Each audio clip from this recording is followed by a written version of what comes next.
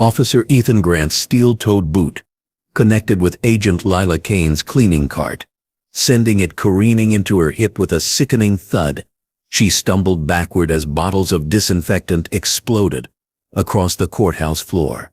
"Watch where you're going, you worthless piece of trash," Grant snarled, stepping closer as Lila fought to stay upright. The pain shot through her side, but her military training had conditioned her for worse.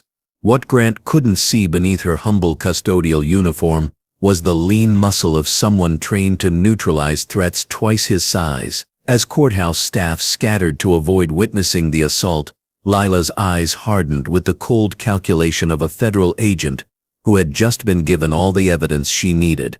Welcome to Chains Broken. Here we tell the stories of those who stood tall when the world told them to kneel. If their bravery inspires you, hit subscribe and help us ensure these heroes are never forgotten. The morning sun streamed through the tall courthouse windows, casting long shadows across the marble floor where Lila now knelt, gathering scattered cleaning supplies. Her navy blue custodial uniform bore the simple logo City Services, a perfect cover that had fooled everyone for 3 weeks. But the small recording device clipped inside her collar had captured every word of Grant's racist tirade, every moment of his assault. "Look at you, crawling around where you belong," Grant continued, his voice dripping with contempt. He placed his boot dangerously close to her fingers as she reached for a fallen spray bottle. "This is what happens when your kind thinks they can just walk into places like this." Lila's breathing remained controlled.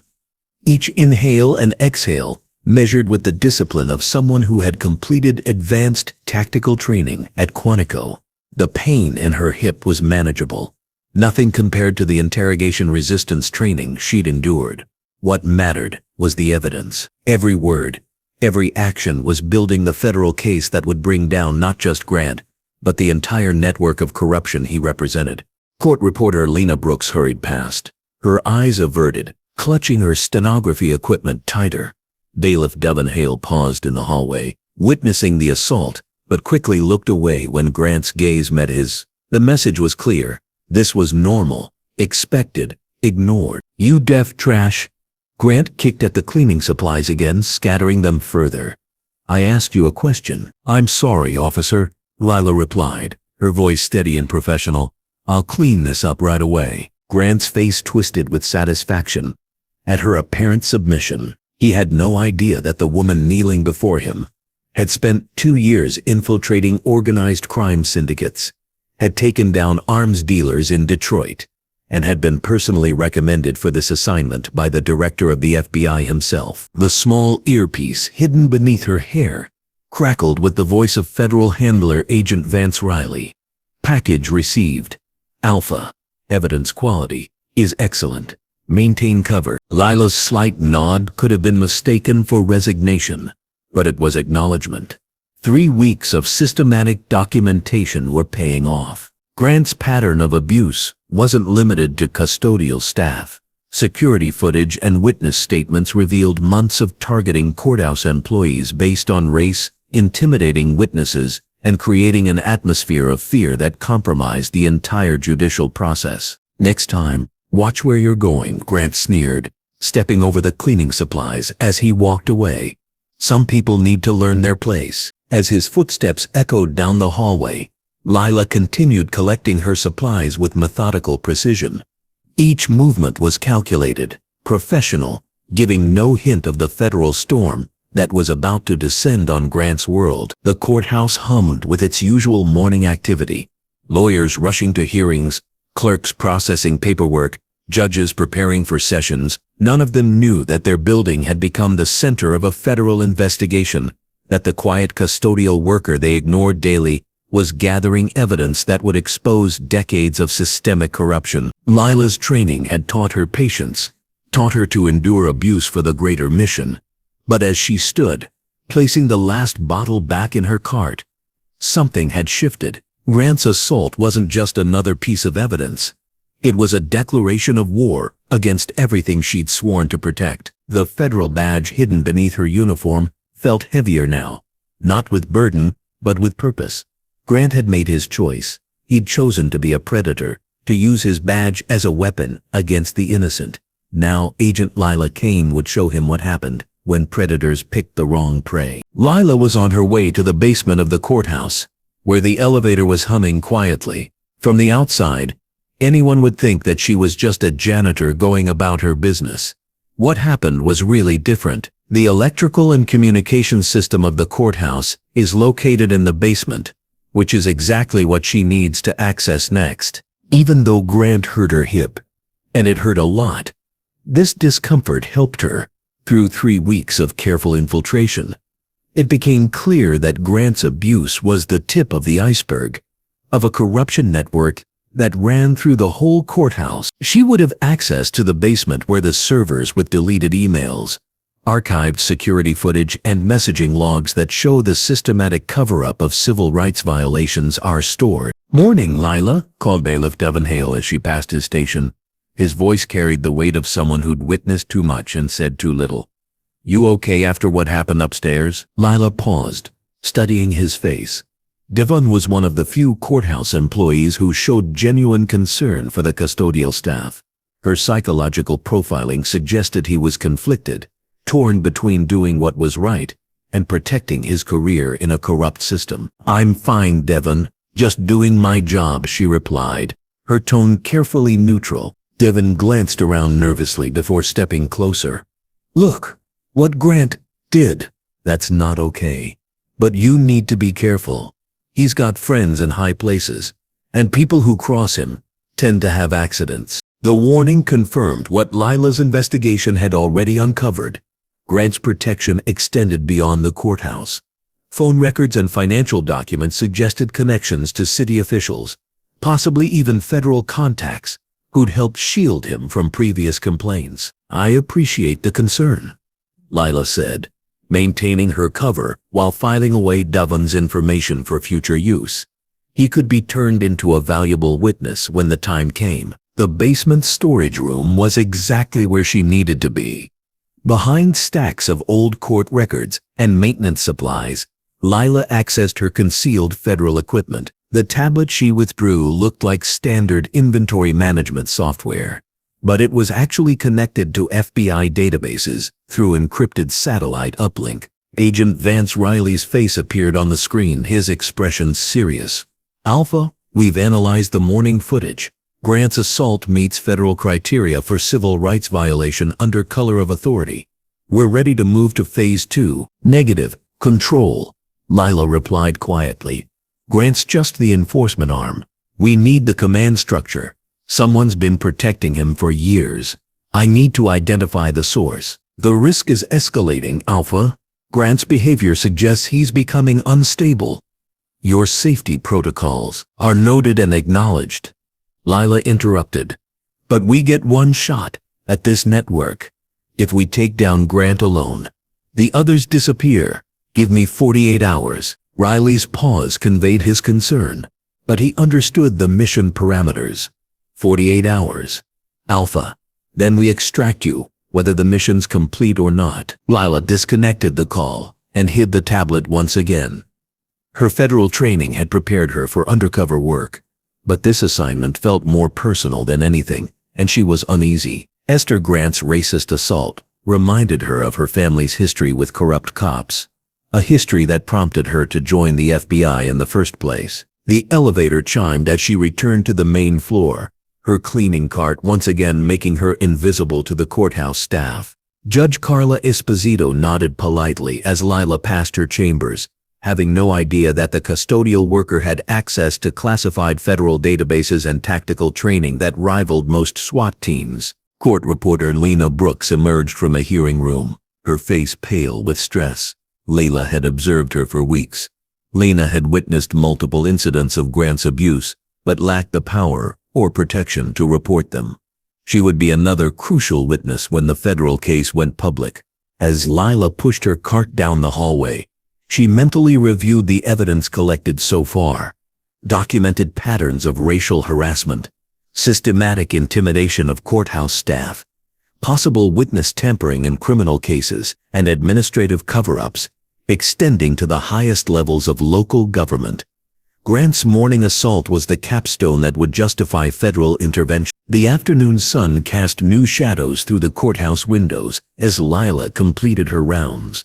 Each room cleaned, each surface polished, each conversation overheard. All of it was intelligence gathering for the federal operation that would soon transform this corrupted institution. Grant's voice echoed from around the corner, berating another employee about knowing their place. Lila's hand instinctively moved toward the tactical equipment concealed beneath her uniform, then forced herself to remain in character. Patience, documentation, justice through proper channels. But as Grant's abuse intensified, Lila Kane, federal agent, tactical expert, and defender of civil rights, prepared for the moment when patience would end and justice would finally be served. The courthouse personnel files told a story that chilled Agent Lila Kane to the bone. Hidden in the basement archives, beneath layers of bureaucratic paperwork, she found the evidence of Grant's systematic campaign of terror. 17 formal complaints filed against Officer Ethan Grant over the past 2 years, 17 voices silenced by administrative delays, lost paperwork, and sudden transfers of complaining employees. Maria Santos had been the first, a court translator, who had reported Grant's verbal harassment and inappropriate touching. Her complaint had been filed on a Tuesday. By Friday, she'd been informed her contract wouldn't be renewed due to budget constraints. The next Monday, Grant had been promoted to senior courthouse security. James Wheeler, an elderly black maintenance worker, had documented Grant's physical intimidation and racist slurs in a detailed 3-page report. The complaint had been acknowledged, filed, and forgotten. 2 weeks later, Wheeler had suffered what was officially termed a workplace accident, when cleaning equipment had mysteriously malfunctioned, sending him to the hospital with severe chemical burns. He'd never returned to work. Lila's federal training helped her recognize the pattern that local administrators had either ignored or actively covered up.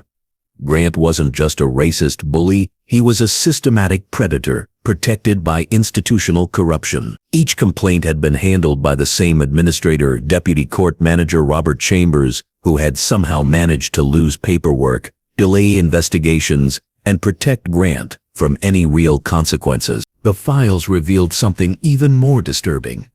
Grant's behavior had escalated significantly after each successful cover-up. What had started as verbal harassment had progressed to physical intimidation, then assault. Maria Santos had reported inappropriate comments. James Wheeler had documented shoving and threats. Lila's own experience represented the next level of escalation, deliberate, calculated violence designed to terrorize and demoralize. Her secure communication device buzzed with an encrypted message from Agent Vance Riley. Background check on Grant complete. Previous department complaints in 3 other jurisdictions. Transferred rather than disciplined. Pattern suggests federal protection. Federal protection. The word sent a chill through Lila's professional composure. If Grant had federal contacts, her mission had just become exponentially more dangerous. Someone in the system had been actively shielding a violent racist from consequences, enabling his abuse to continue and escalate. The basement archives held more secrets. Budget documents showed unusual allocations for consultant fees, paid to a firm called Integrity Solutions, a company that specialized in workplace conflict resolution. Further investigation revealed that Integrity Solutions was a shell company owned by Grant's brother-in-law, essentially a way to funnel courthouse funds to Grant's family, while creating the appearance of addressing discrimination complaints. Court reporter Lena Brooks appeared at the archive entrance, startling Lila from her investigation. "Sorry, I didn't know anyone was down here," Lena said nervously. "I was looking for the old transcripts from the Morrison case." Lila studied Lena's face, noting the stress lines around her eyes, the way her hands trembled slightly as she clutched her files. 3 weeks of observation had revealed that Lena was carrying information she was afraid to share. Information that could be crucial to the federal investigation. "The Morrison case?" Lila asked, maintaining her custodial cover while probing for intelligence. "It was complicated," Lena replied, glancing around nervously. Officer Grant was involved in the arrest, and there were questions about his testimony, but the transcripts went missing before anyone could review them properly. Another cover-up. Another piece of evidence destroyed to protect Grant's network. Lila filed the information away while appearing to focus on organizing cleaning supplies. Must be frustrating when important documents go missing, Lila observed. Lena's laugh was bitter. You have no idea. Sometimes I think this whole building runs on making inconvenient truths disappear. She paused, studying Lila's face. You've been here a few weeks now. Has Grant bothered you? The question hung in the air between them. Lena was testing, trying to determine if Lila could be trusted with dangerous information. Federal protocol demanded that Lila maintain her cover, but human decency required acknowledgement of shared experience. He's made his opinions about people like me very clear, Lila replied carefully. Lena nodded, understanding passing between them. If you ever need someone to witness what happened. If you ever decide to file a complaint. She trailed off, both women knowing how previous complaints had been handled. I appreciate that, Lila said, meaning it. When the federal operation went public, Lena Brooks would be a crucial witness. Someone with access to court records and the courage to speak truth to power. After Lena left, Lila continued her investigation. The archived files painted a picture of systematic corruption, extending far beyond Grant's individual racism. The courthouse had become a place where civil rights went to die, where justice was perverted by prejudice and protected by institutional power. Her secure device buzzed again. Agent Riley's message was brief, but urgent. Intel suggests Grant planning major escalation. Enhanced surveillance, authorized. Maintain extreme caution. The FBI teams were taking place along the courthouse. Due to improved surveillance, Grant was oblivious to the fact that a net was tightening around him. But the federal net, his ongoing abuse of power, was giving us everything we needed to exploit the mechanisms of the network that had gotten defense for too long. Lila took her cleaning things to head upstairs again. After very careful infiltration for 3 weeks, the extent of the corruption was revealed, but the most dangerous stage slated next. Grant's increasingly intense behavior indicated he had something planned that would require her to blow her cover to prevent further actions. The question was whether she could gather enough evidence to destroy the entire network before Grant's violence forced her hand. Agent Vance Riley's voice crackled through Lila's encrypted earpiece as she worked late in the courthouse, officially performing evening custodial duties while actually conducting advanced surveillance. Alpha, we've identified the federal contact protecting Grant. Deputy Assistant Director Marcus Webb, Department of Justice Civil Rights Division. He's been blocking investigations for 3 years. The revelation hit Lila like a physical blow. Webb had been her training supervisor at Quantico, the man who had recommended her for the deep cover program. If Webb was protecting Grant, the corruption extended to the highest levels of federal law enforcement, and her own mission had been compromised from the beginning. Control. Are you certain about Webb's involvement? Lila whispered, maintaining her position near the courthouse security cameras she was supposedly cleaning. Financial records confirm payments from Integrity Solutions to Webb's consulting firm. He's been receiving $20,000 per quarter to ensure federal oversight never reached Grant's activities. $20,000 to protect a violent racist. The amount was insulting in its smallness. Webb had sold out federal law enforcement principles for less than most agents made in overtime pay. But the corruption ran deeper than money. Webb's position in civil rights gave him access to every federal investigation into police misconduct. Every complaint filed against officers like Grant. He could derail investigations before they started, transfer agents who asked too many questions, and ensure that systematic abuse remained hidden behind federal authority. Control. What's our operational status? Do we extract now or continue the mission? Riley's pause conveyed the complexity of their situation. FBI director wants the full network. Webb's corruption has potentially compromised dozens of civil rights investigations. We need evidence of the complete conspiracy before we move. Lila understood the stakes, but her position was becoming untenable. Grant's behavior was escalating. Webb's federal protection made her vulnerable, and the courthouse staff who trusted her were in increasing danger. Federal protocol demanded mission completion, but her training as a protector of civil rights demanded immediate action to prevent further abuse. The courthouse's late evening quiet was broken by heavy footsteps echoing down the hallway. Grant's voice carried through the silence, aggressive and threatening. "I don't care what time it is. That cleaning woman needs to learn some respect, and I'm going to teach it to her tonight." Defense attorney Theo Whitaker's voice responded, nervous and placating.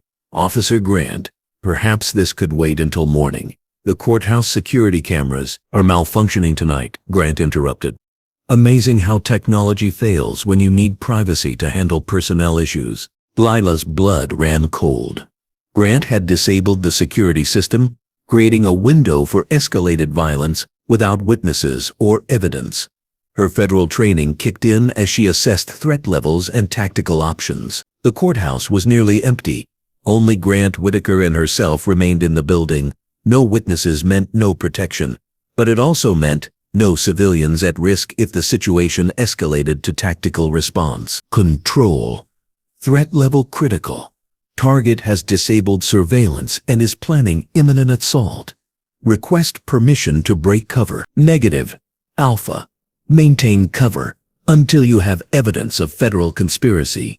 Webb's involvement requires. Lila switched off her earpiece as Grant's footsteps grew closer. Federal protocol was important, but her sworn duty to protect innocent citizens took precedence. Grant had made this personal, had threatened her life, and had created conditions for serious violence. Whether or not Webb faced justice could wait.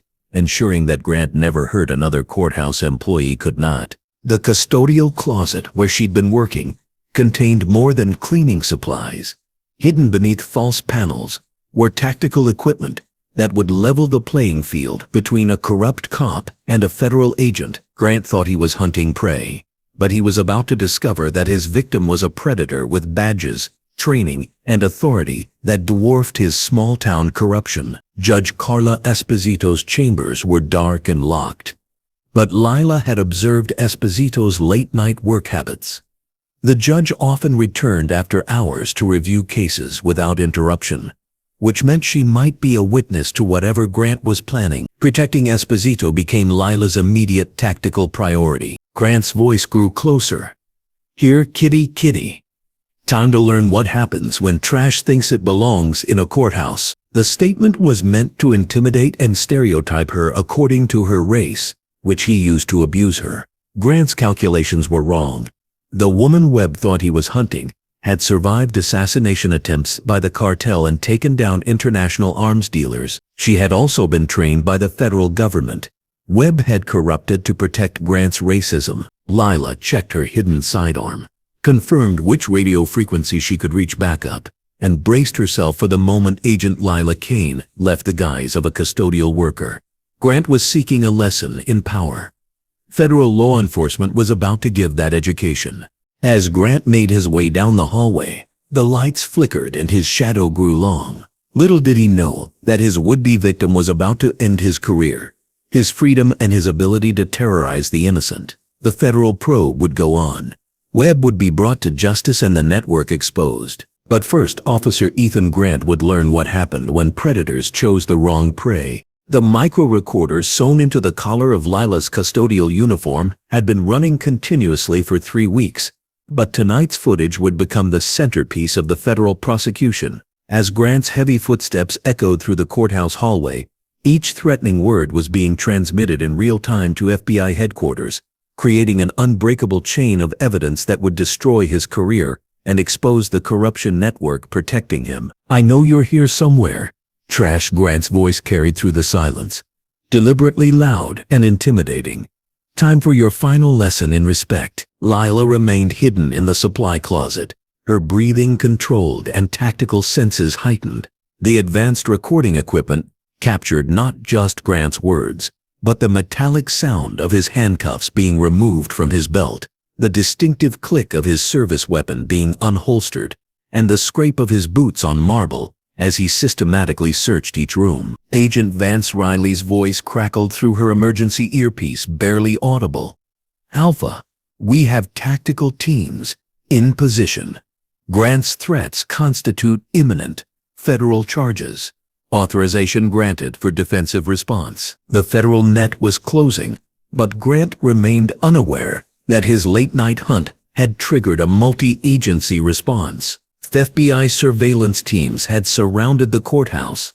Federal prosecutors were reviewing live evidence streams, and tactical units were prepared to intervene if Grant's violence escalated beyond what a single agent could handle safely. Defense attorney Theo Whitaker's nervous voice echoed from the main hallway. "Officer Grant, perhaps we should reconsider this approach. If there's an incident, the liability issue." "Shut up, Whitaker," Grant snarled. "You take my money, you follow my orders. That cleaning woman disrespected me this morning, and disrespect has consequences." The conversations revealed that Whitaker was receiving money from Grant, posing the question of what sort of deals or actions were happening. Lila's recording equipment picked up every word that added a conspiracy charge to the Fed's ever-growing case against courthouse corruption. Grant's footsteps stopped outside the supply closet. "I can smell your fear, trash. Might as well come out and make this easier on yourself." Lila's hand moved to the tactical equipment concealed in her cleaning cart. Beneath false panels lay federal-grade surveillance devices, a backup sidearm, and communication equipment that could summon immediate support. But her primary weapon remained her training, years of tactical instruction that had prepared her for exactly this situation. The door handle turned slowly as Grant tested whether the closet was locked. Lila had deliberately left it accessible, preferring to control the confrontation rather than be trapped. Her positioning near the back wall gave her tactical advantages, multiple escape routes, improvised weapons from cleaning supplies, and clear sight lines to neutralize Grant's advantages. "Found you," Grant whispered as he opened the door, his service weapon drawn but not yet aimed. The darkness concealed Lila's position, giving her crucial seconds to assess his threat level and tactical state. Grant's misuse of his weapon showed a high degree of training and danger-fueled overconfidence. Even though there was no immediate threat, his finger was on the trigger and his stance was unbalanced. His attention was on intimidation rather than tactical awareness. Against an untrained civilian, he could have gotten away. A federal agent with advanced combat training could easily take advantage of his mistakes. "Come out slowly, trash," Grant commanded, stepping into the closet. "Hands where I can see them." Lila's micro-recorder captured his violation of basic police procedure, entering a confined space without backup, drawing a weapon without justification, using racial slurs while armed. Each mistake added to the federal charges building against him. But more importantly, each mistake gave Lila tactical advantages in the inevitable confrontation. "I'm here, Officer Grant," Lila said calmly, stepping into the light with her hands visible but positioned for defensive response. "Is there a problem?" Grant's face twisted with racist satisfaction as he aimed his weapon at her chest. "The problem is your attitude, trash. Tonight, we fix that permanently." The threat was clear, recorded, and transmitted to federal headquarters. Grant had just escalated from harassment to attempted murder, crossing every line that separated corrupt policing from federal terrorism. The weight of his service weapon, the deliberate racial targeting, and the institutional protection he'd enjoyed made this a textbook federal civil rights violation. "Officer Grant, I think there's been a misunderstanding," Lila replied, maintaining her cover while calculating distances and response times. "I'm just trying to do my job." "Your job is to know your place," Grant snarled, stepping closer. "And your place is beneath people like me." The words were chosen to dehumanize, to justify whatever violence Grant was planning. But Lila's federal training had prepared her for psychological warfare as well as physical confrontation. Grant's need to verbally dominate his victims was a weakness that revealed his tactical state and provided opportunities for counteraction. Her emergency earpiece crackled with urgent updates. Alpha, tactical teams have buildings surrounded. Grant's federal charges now include attempted murder under color of authority. You are authorized for any defensive measures necessary. Grant raised his weapon, finger tightening on the trigger.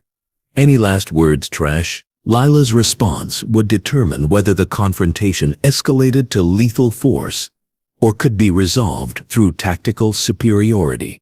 3 weeks of careful planning had led to this moment, the end of Grant's reign of terror and the beginning of federal justice. Grant's weapon remained trained on Lila's chest as he savored what he believed was complete dominance over his victim. The courthouse's disabled security cameras couldn't record his planned assault. Whitaker's cooperation ensured no legal consequences, and Deputy Assistant Director Webb's federal protection guaranteed that any complaints would disappear into bureaucratic oblivion. You people never learn, Grant continued, his voice filled with racist contempt. This courthouse belongs to people like me. You're just here to clean up our mess and stay invisible. Lila's tactical assessment revealed multiple options for neutralizing Grant's threat. His poor weapon discipline, overconfidence, and psychological need to verbally dominate had created exploitable weaknesses, but federal protocol required exhausting non-lethal options before escalating to tactical response. Officer Grant, I understand you're upset about this morning, Lila said, maintaining her submissive posture while positioning herself for defensive action. I apologize if I seemed disrespectful.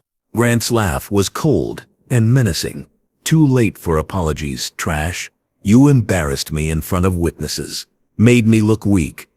That can't stand. The courthouse's late evening silence amplified every word, each threat being transmitted to federal headquarters, where prosecutors were building charges that would end Grant's career and expose the corruption network protecting him. But Lila's immediate concern was survival. Grant's escalating behavior suggested he was planning violence that would force her to abandon cover and reveal her federal identity. Defense attorney Theo Whitaker's voice echoed nervously from the hallway. Officer Grant, perhaps we should discuss this in the morning. If something happens to the cleaning woman, there will be investigations. Shut up, Whitaker. Grant roared without taking his eyes off Lila.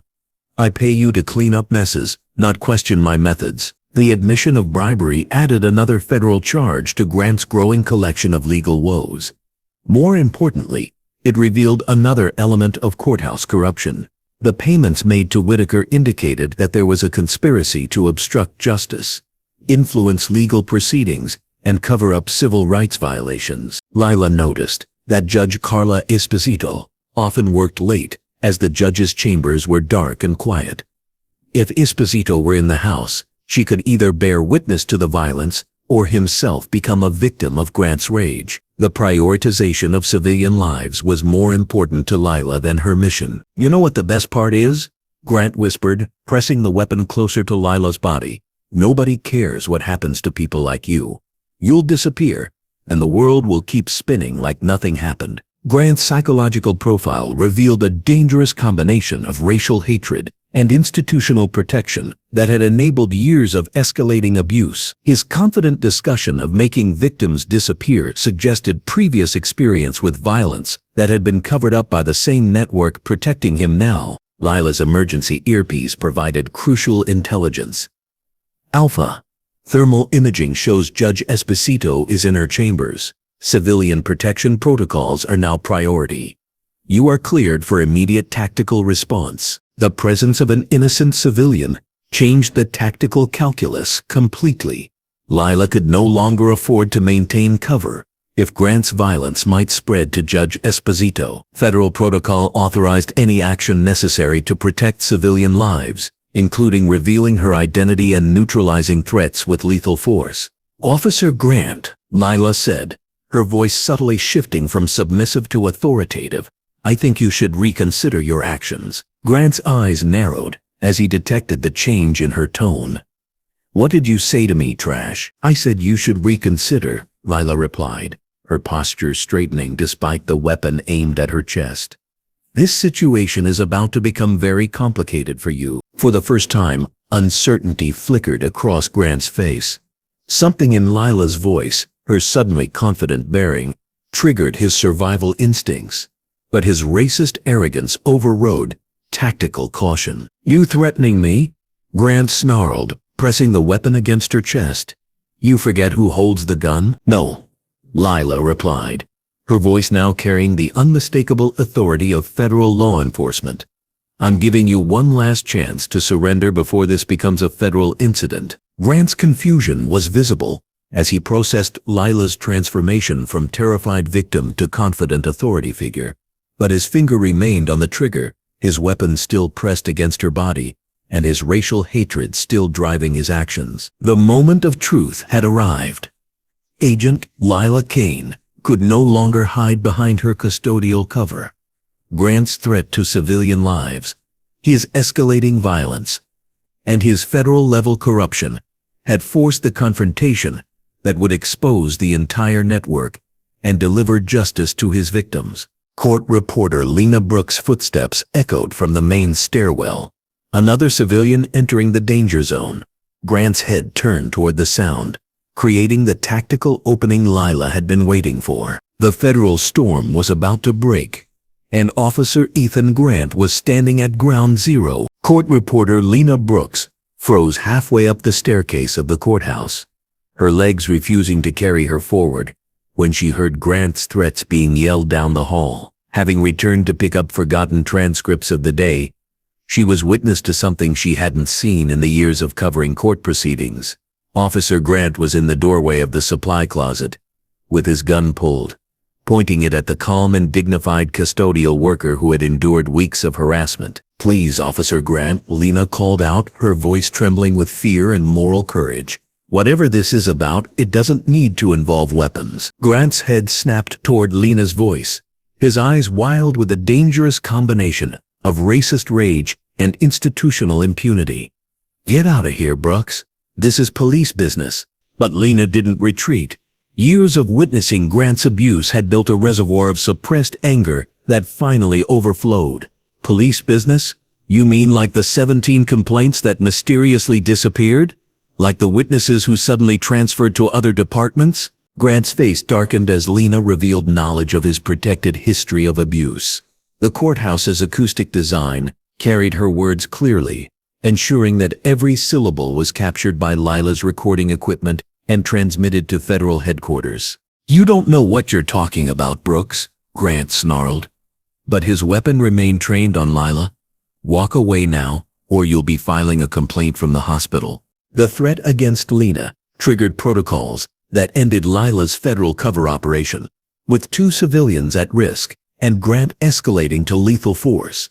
Agent Lila Kane could no longer maintain her custodial disguise. Federal law authorized any action necessary to protect innocent lives from violence under color of authority. "Officer Grant," Lila said, her voice now carrying unmistakable federal authority, "you are making a serious mistake." Judge Carla Esposito emerged from her chambers, drawn by the commotion in the hallway. Her presence represented the courthouse's highest legal authority, but also another civilian at risk from Grant's increasingly unstable behavior. "What is the meaning of this?" Judge Esposito demanded, her judicial authority evident despite the late hour. "Officer Grant, lower your weapon immediately." Grant's psychological state deteriorated as his intended private assault became a public confrontation with multiple witnesses. The racist violence he had planned in secret was now exposed before the very legal system he had corrupted for so long. "Stay back, Judge," Grant warned, his weapon still aimed at Lila, but his tactical attention divided among multiple targets.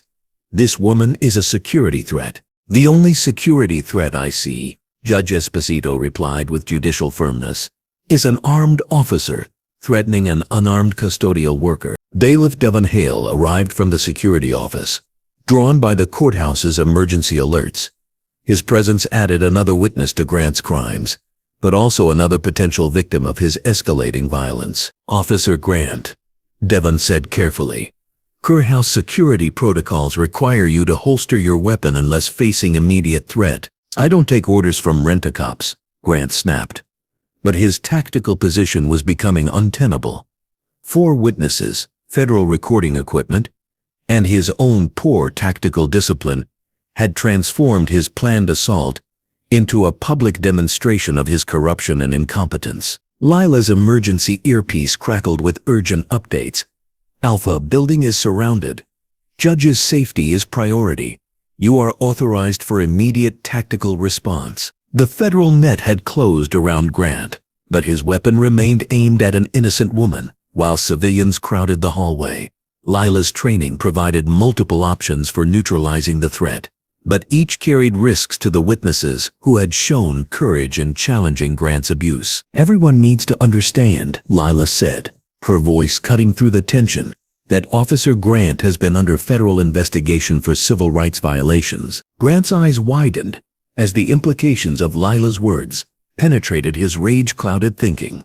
You're lying. You're just a cleaning woman. No, Lila replied, her custodial submissiveness replaced by federal authority. I'm Special Agent Lila Kane, Federal Bureau of Investigation, and you, Officer Grant, are under arrest. The revelation sent shockwaves through the assembled courthouse staff. Lena Brooks gasped audibly. Evan Hale stepped back in amazement, and Judge Esposito's expression shifted from judicial concern to professional interest in the federal case unfolding before her. Grant's weapon wavered as his mind struggled to process the transformation of his victim into his arresting officer. You're lying, he repeated, but uncertainty crept into his voice. Federal badge number 2847, Lila continued, reaching slowly into her custodial uniform to withdraw her credentials. 3 weeks of documented evidence, 17 previous complaints, and federal conspiracy charges against your protection network. The federal badge gleamed under the courthouse lighting, transforming the entire dynamic from racist assault to law enforcement arrest. Grant's institutional protection had evaporated. His victims had become witnesses, and his predatory behavior had become federal evidence. Defense attorney Theo Whitaker emerged from the shadows where he had been hiding, his face pale with the realization that his bribery payments to Grant were now part of a federal investigation. This is impossible, Whitaker stammered. Grant assured me that federal oversight would never reach this courthouse. Deputy Assistant Director Marcus Webb's protection has been terminated, Lila replied. His corruption is also under federal investigation. Everyone understood how far-reaching the federal operation was. This was not just Grant's personal racism. It also involved a corrupt network that had perverted justice at all levels. Though Grant's weapon is still leveled at Lila, the tactical advantage he had enjoyed has disappeared. So too has the institutional protection he was previously afforded. After surrounding the building, federal agents documented Bob Gucciani's crimes beyond denial, and his victims became the instruments of justice. Grant's finger tightened on the trigger as the weight of his circumstances crashed down on him like an imploding building. Put simply, 3 weeks of documented abuse, federal surveillance, and institutional exposure destroyed everything on which he based his identity. The federal agent was a custodial worker that he terrorized. His security structure was under investigation. People whom he intimidated as witnesses testified against him. You set me up, Grant accused, his voice cracking with the strain of psychological collapse. This whole thing was a trap. You set yourself up, Lila replied with federal authority. Every assault, every racist comment, every abuse of power was your choice. I just documented the evidence. Judge Esposito stepped forward despite the weapon trained in her direction. Her decades of courtroom experience had taught her to recognize when a situation required judicial intervention. Officer Grant, she said with the weight of legal authority, you are in violation of federal law, state law, and basic human decency. Lower your weapon and surrender to federal custody. Grant's laugh was bitter and desperate. Surrender? You think I'm going to let them destroy my life for protecting this courthouse from people like her? The racism that had driven Grant's abuse remained intact despite his exposed position. Even facing federal charges and surrounded by witnesses, He couldn't abandon the hate that had defined his corrupt career. Court reporter Lena Brooks found her voice, strengthened by years of suppressed anger at Grant's protected abuse. You weren't protecting anything. You were terrorizing innocent people because you knew nobody would stop you. 17 complaints, Bailiff Devon Hale added, his security training overcoming his fear. 17 people whose lives you damaged because you thought your badge made you untouchable. Defense attorney Theo Whitaker tried to fade into the shadows, but Lila's federal authority included him in the expanding investigation. Mr. Whitaker, federal agents will want to discuss your financial relationship with Officer Grant. Whitaker's face went ashen as he realized his bribery payments were now evidence in a federal conspiracy case. I was just providing legal consultation, he stammered. $20,000 per quarter to cover up civil rights violations isn't legal consultation, Lila replied, revealing the scope of federal intelligence gathering. It's criminal conspiracy. Grant's psychological state continued deteriorating as each revelation stripped away another layer of his protected position. The weapon in his hand represented his last remaining power, but even that was compromised by poor tactical discipline and federal surveillance. You people don't understand, Grant said, his voice taking on the dangerous tone of someone with nothing left to lose. This courthouse belongs to people like me. Always has.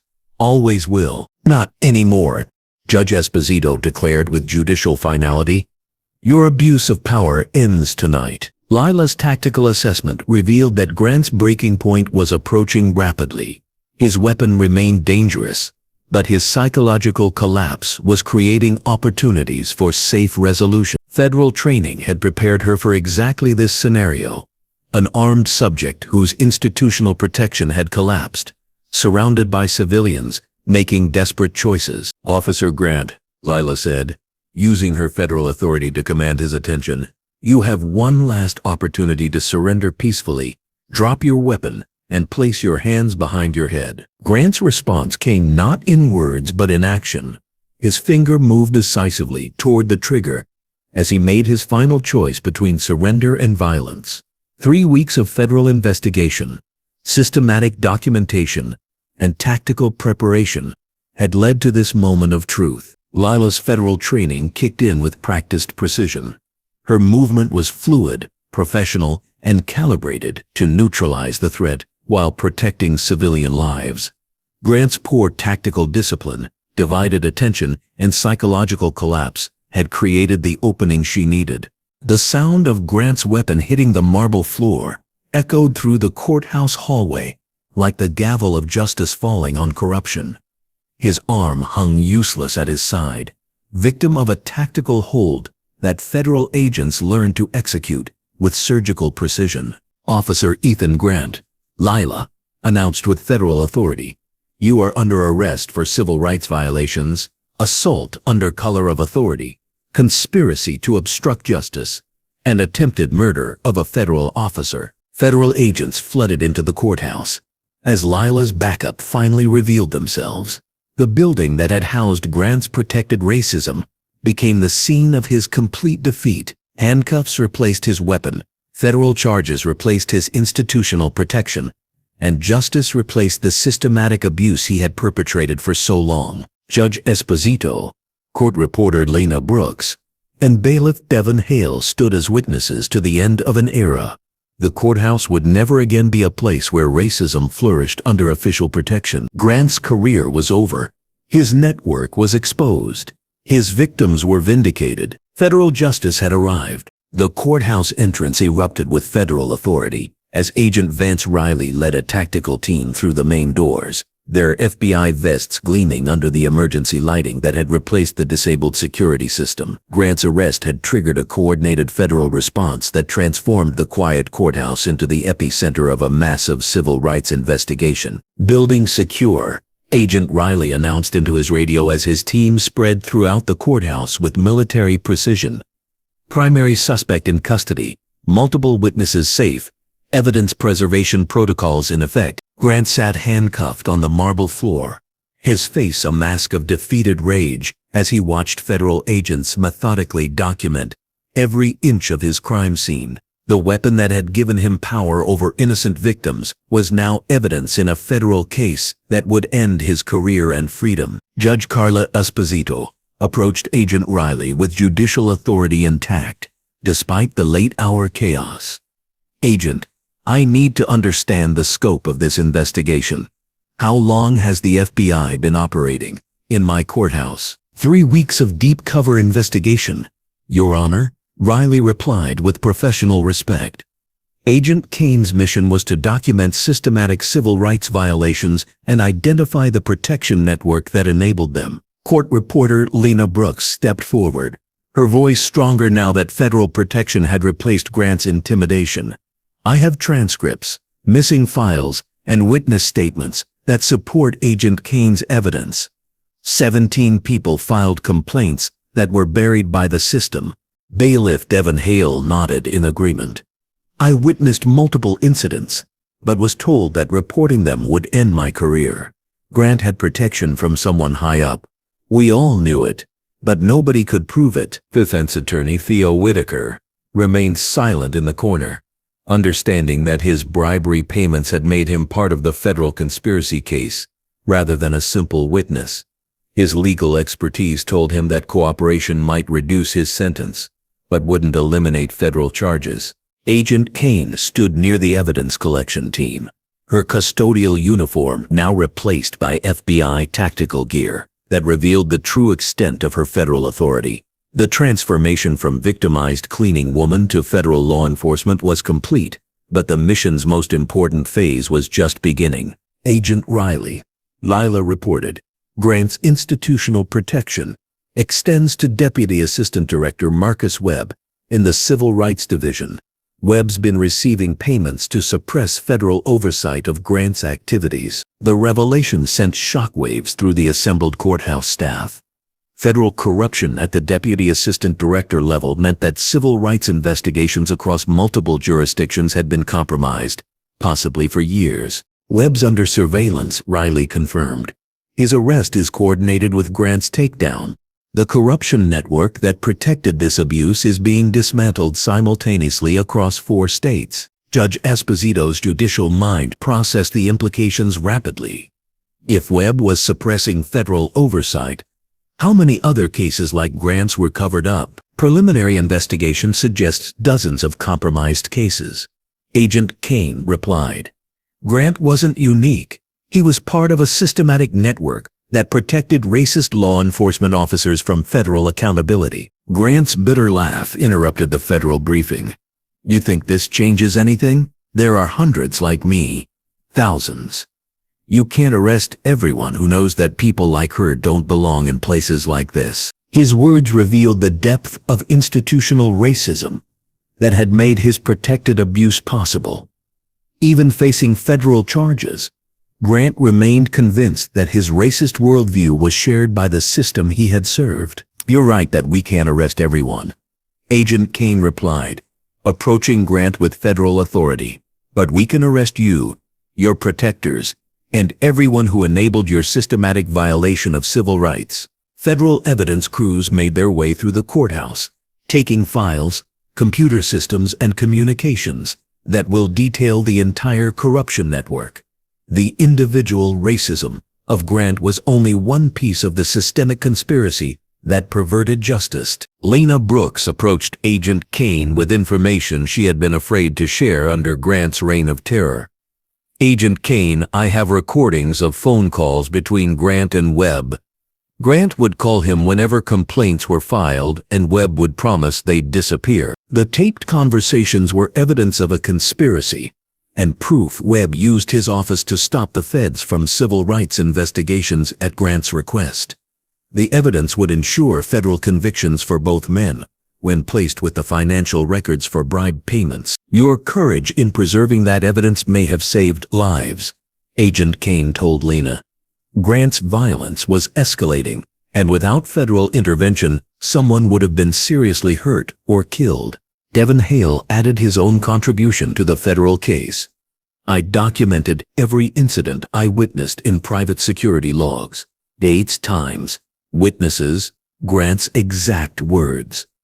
I was building my own case in case I ever found someone who would listen. The systematic documentation by courthouse employees depicted Grant's abuse not as a secret, but as something witnessed, recorded and archived by those lacking the power to undermine this institutional shielding.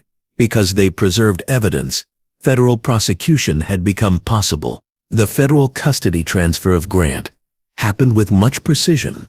The arrest, too, had taken place with a lot of precision. Federal marshals were assigned for his transfer to a facility equipped for high-profile civil rights cases, where he would await trial with other defendants in the growing conspiracy case. When Grant was taken away in federal custody, the days of legal racism were over. The courthouse he had terrorized would be the setting for federal justice triumphing over systemic abuse. As the Grant investigation morphed into Operation Clean House, the FBI headquarters became a hive of coordinated activity aimed at exposing and disrupting a complex web of corruption involving racists in law enforcement from 4 states. Federal agents waited for the precise moment when Webb office in the Institute and a synchronized of arrest were launched.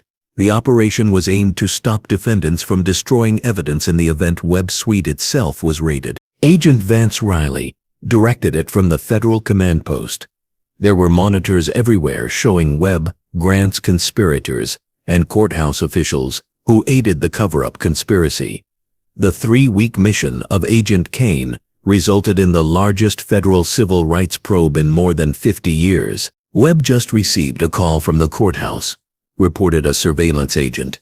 He knows Grant's been arrested and is destroying documents in his office. Document destruction during a federal investigation constituted additional obstruction charges, but more importantly, it provided evidence of consciousness, of guilt, that would strengthen the prosecution's case against Webb and his co-conspirators. Execute arrest warrants, Riley ordered into his radio. Simultaneous takedown in 30 seconds. Federal agents moved with coordinated precision across multiple locations. Webb's arrest in Washington occurred simultaneously with raids on courthouse offices, seizure of financial records, and detention of conspiracy participants who had believed their institutional positions provided immunity from federal accountability. Judge Carla Esposito remained in her chambers, now serving as a federal witness rather than simply presiding over routine legal proceedings. The courthouse she had administered was revealing systematic corruption that had compromised the integrity of the judicial system itself. Agent Kane, Judge Esposito said, as Lila completed her evidence documentation, in 30 years on the bench, I've never seen anything like this. How did we miss such systematic abuse? The system was designed to hide it, Lila replied, with federal authority. Webb's position gave him the power to suppress federal oversight, while Grant's local protection ensured complaints never reached federal attention. The victims were isolated and intimidated into silence. Court reporter Lena Brooks had spent the night organizing evidence that would support federal prosecution, transcripts, recordings, and documented incidents that painted a comprehensive picture of Grant's protected abuse. Her transformation from terrified witness to federal ally demonstrated the courage that made justice possible. I found financial records showing payments from Integrity Solutions to courthouse administrators, Lena reported. Grant's brother-in-law's company wasn't just receiving money, it was distributing bribes to ensure complaints were buried. The financial conspiracy extended beyond simple bribery into systematic obstruction of justice involving multiple courthouse officials. Each new revelation expanded the scope of federal charges and the number of defendants facing prosecution. The video security logs of Bailiff Devon Hale yielded timestamps identical to federal surveillance. This allowed for the creation of an unbreakable timeline of the abuse and cover-up, anchoring the prosecution's case. Through the documentation of incidents at his own risk, he has managed to save vital evidence, which may never have been uncovered by federal agents. Defense counsel Theo Whitaker sat in jail and is now expected to negotiate cooperation agreements that could secure him a reduced sentence for testifying against his co-conspirators. It was ironic that the same lawyer who had helped to cover up Grant's crimes was now assisting federal prosecutors in exposing them. Agent Kane's mission. Debriefing revealed the psychological toll of maintaining cover while documenting systematic abuse. 3 weeks of enduring racist harassment while building a federal case had required exceptional professional discipline and personal courage. The hardest part wasn't the physical abuse, Lila explained to Agent Riley. It was watching other victims suffer while I maintained cover. Every day I delayed was another day Grant could hurt someone. Your restraint made the larger case possible, Riley replied. Grant's individual prosecution would have been significant, but exposing Webb's federal protection network will prevent similar abuse across multiple jurisdictions. Federal prosecutors arrived at the courthouse to begin the complicated process of gathering together evidence from various crime scenes, witnesses, and defendants. The case that has been put before the federal prosecutor's office would involve civil rights division lawyers, federal prosecutors, and local lawyers to ensure nothing falls through the cracks in accountability. Grant's cell in federal detention gave him time to think about cooperation agreements that might cut down his sentence for testimony against Webb and the bigger conspiracy. Federal investigators hoped that his detailed knowledge of the protection network would generate more prosecution. The courthouse that harbored systematic racism is being transformed into a site of federal justice. While an arrest had already put an end to Grant's reign of terror, his federal arrest, only the dismantling of the very system used to protect Grant, would prevent future abuses.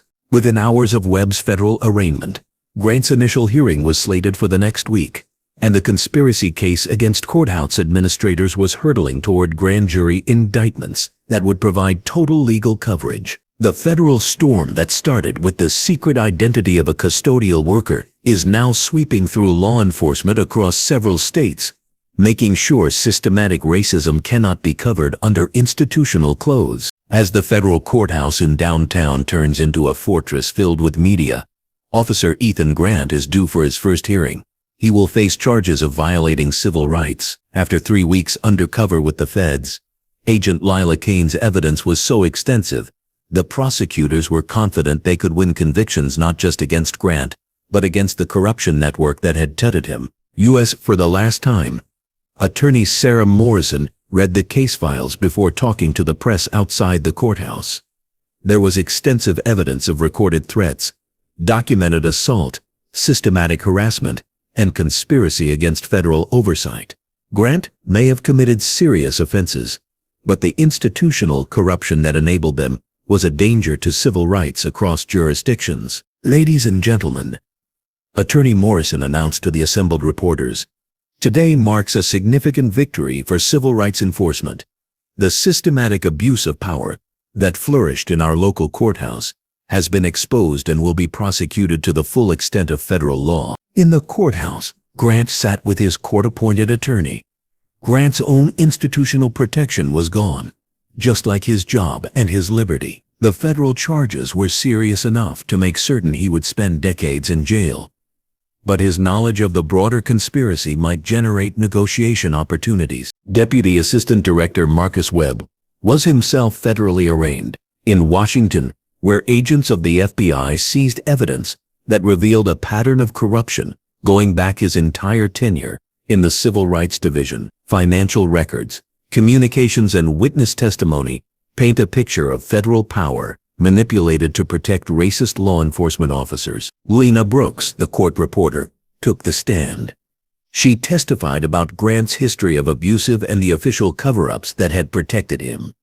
Her recordings of conversations between Grant and Webb provided direct evidence of a federal conspiracy anchoring the prosecution's case. I recorded those conversations because I knew someday someone would need proof, Lena testified.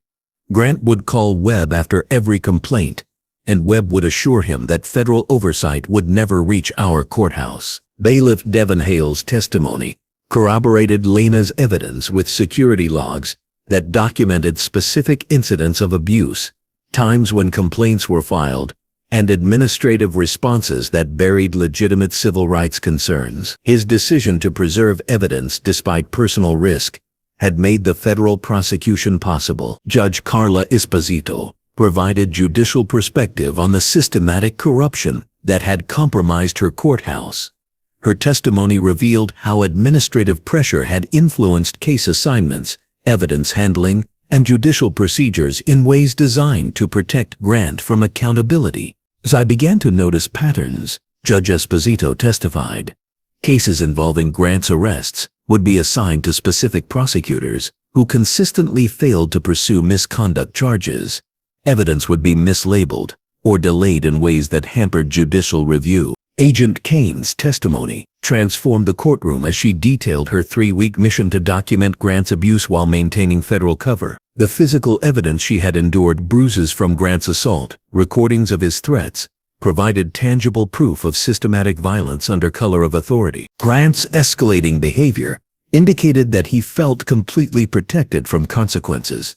Agent Kane testified, his willingness to assault a federal agent while threatening murder demonstrated the depth of institutional corruption that had emboldened his racism. Defense attorney Theo Whitaker's cooperation with federal prosecutors revealed the financial mechanisms that had sustained the corruption network. His detailed testimony about bribery payments, case fixing, and administrative manipulation provided prosecutors with evidence to pursue additional conspiracy charges. Grant wasn't just paying for protection, Whitaker testified, as part of his plea agreement. He was paying for active assistance in covering up crimes, intimidating witnesses, and suppressing federal oversight. The federal case expanded beyond individual prosecution to institutional reform as civil rights advocates demanded systematic changes to prevent similar corruption from flourishing in other jurisdictions. Grant's abuse had been enabled by federal failures that required comprehensive policy reform. Community activists gathered outside the courthouse to demand justice not just for Grant's immediate victims, but for the systematic racism that his protection network had enabled. Their presence transformed the legal proceeding into a broader movement for civil rights accountability. This case represents everything wrong with institutional protection of racist violence, activist leader Marcus Freeman announced to the gathered crowd. Grant's individual prosecution is important, but dismantling the system that protected him is essential. At the conclusion of the preliminary hearing, Grant was remanded into federal custody pending trial. Webb was suspended from federal service pending prosecution, and courthouse administrators were charged with conspiracy as well. A network of abuse that had operated in the shadows is now brought to the light of federal justice. Federal prosecutors said they will seek maximum penalties for all the defendants and institutional reforms to stop the creation of networks involved in bribery in other places. Grant's case was a landmark for federal civil rights enforcement. The national media explosion surrounding Grant's federal arrest transformed Agent Lila Kane from an undercover operator into a symbol of federal determination to combat systematic racism in law enforcement. News networks across the country featured her story as evidence that civil rights violations would face serious federal consequences regardless of institutional protection. CNN's lead story focused on the sophistication of the federal operation that had exposed Grant's corruption network. FBI agent endures weeks of racist abuse to build federal case. The coverage detailed how Kane's tactical training had enabled her to maintain cover while documenting systematic civil rights violations. Fox News approached the story from the law enforcement perspective. Federal agents' deep cover mission exposes police corruption. Their coverage emphasized the professional excellence of Kane's mission and the comprehensive evidence she had gathered to ensure successful prosecution. MSNBC highlighted the civil rights implications. Systematic racism exposed in federal courthouse investigation. Their analysis connected Grant's individual abuse to broader patterns of institutional protection for racist law enforcement officers. Social media campaigns emerged around hashtags like federal justice and no protection for racism, as civil rights advocates used Kane's case to demand broader reforms in law enforcement accountability. Her 3-week endurance of Grant's abuse while building a federal case inspired activists nationwide. Agent Kane's FBI colleagues expressed admiration for her professional courage in maintaining cover while enduring systematic abuse. The tactical precision of her mission and the comprehensive evidence she had gathered set new standards for federal civil rights investigations. Agent Kane's mission required exceptional psychological strength. FBI Director James Patterson announced in a press briefing, "Her ability to endure racist harassment while building a federal case demonstrates the FBI's commitment to protecting civil rights regardless of institutional obstacles." Kane's case was used by the Department of Justice to announce programs designed to help detect and eliminate corruption networks that shielded racist law cops. Her mission has shown systemic failures in federal oversight that need a change in policy. Groups fighting for civil rights lauded Kane's bravery and urged the federal government to take on systemic racism in police work. While her individual heroism was quite admirable, activists stressed the need for institutional change to stop such corruption elsewhere. The locally based Grant and their supporters, mainly police officers and right-wing activists, alleged that the prosecution was a federal overreach meant to subvert bona fide policing. They worked hard to prove it was rehearsed 3 days before the incident, but they failed. Webb's arrest sent shockwaves through federal law enforcement circles as Webb's colleagues realized that corruption was rife at the highest levels of civil rights enforcement. His violation of federal principles necessitated a thorough review of all the matters he had handled during his official tenure. The courthouse where Grant had terrorized innocent victims was transformed into a symbol of federal justice, as memorial plaques honored the courage of employees who had preserved evidence despite personal risk. Lena Brooks, Devon Hale, and other witnesses became symbols of ordinary citizens standing up to systematic abuse. Educational institutions began using Kane's case as a model for discussing civil rights enforcement, systematic racism, and the importance of federal oversight in protecting constitutional principles. Her mission became a teaching tool for law enforcement training and civil rights education. Congressional hearings were scheduled to examine how Webb's corruption had compromised federal civil rights enforcement and what institutional changes were necessary to prevent similar failures. Kane's case had triggered broader examination of federal accountability mechanisms. With a sentencing hearing scheduled for next month, prosecutors plan to push for maximum penalties for Grant's systematic abuse of civil rights. His example would serve as precedent for federal prosecution of racist cops who previously enjoyed protection from the institution. Kane transitioned from a custodial worker to a federal icon as she was dragged into the public eye. Yet she always focused on the greater good of civil rights through professional law enforcement. Her bravery, which entailed putting up with abusive behavior so as to build a federal case, has saved lives and exposed corruption that might have gone on forever. Federal agents across America are recommitting themselves to civil rights enforcement in the wake of Kane. In particular, agents cite the professionalism that Kane has continued to show despite extreme personal stress. The success of her mission showed that when agents stand up, federal justice would prevail over the system. The institutional racism embodied in Grant was being dismantled, one federal case at a time. As Kane's mission was intended to be more model lawsuit for future missions, protecting civil rights from institutional abuse. After 3 weeks of harassment, a national uproar took place that would forever alter the landscape of police accountability. With a stern approach, imprinting a game-changing impact on civil rights enforcement, evidence was presented by the prosecutors to the federal grand jury. Agent Lila Kane had been working for 3 weeks collating evidence. So far, it amounted to over 200 hours of recordings, 17 victim statements, and money paperwork. Together, this suggested a plot to prevent the federal government from proving civil rights violations. United States Attorney Sarah Morrison addressed a grand jury on Wednesday. "What we have today is proof of something much worse than simple racism. What we have is a systematic perversion of federal law designed to protect civil rights violations from accountability." Brimming with quiet dignity, Maria Santos took the witness stand. Her voice remained steady as she recounted the harassment by Grant and the subsequent cover-up that ended her life in the courthouse. Her testimony was the first documented instance of the conspiracy, a pattern which would occur a further 17 times over 2 years. "Officer Grant told me that people like me should be grateful for any work we could get," Maria testified. "When I filed a complaint, I was told there were budget constraints that required ending my contract. A week later, Grant was promoted to senior courthouse security. James Wheeler's testimony carried the weight of someone who had suffered physical violence for challenging Grant's racism. His chemical burns had healed, but the memory of systematic retaliation remained vivid as he described how his workplace accident had been deliberately caused to silence his complaint. "I documented everything," James testified, his voice strong despite his traumatic experience.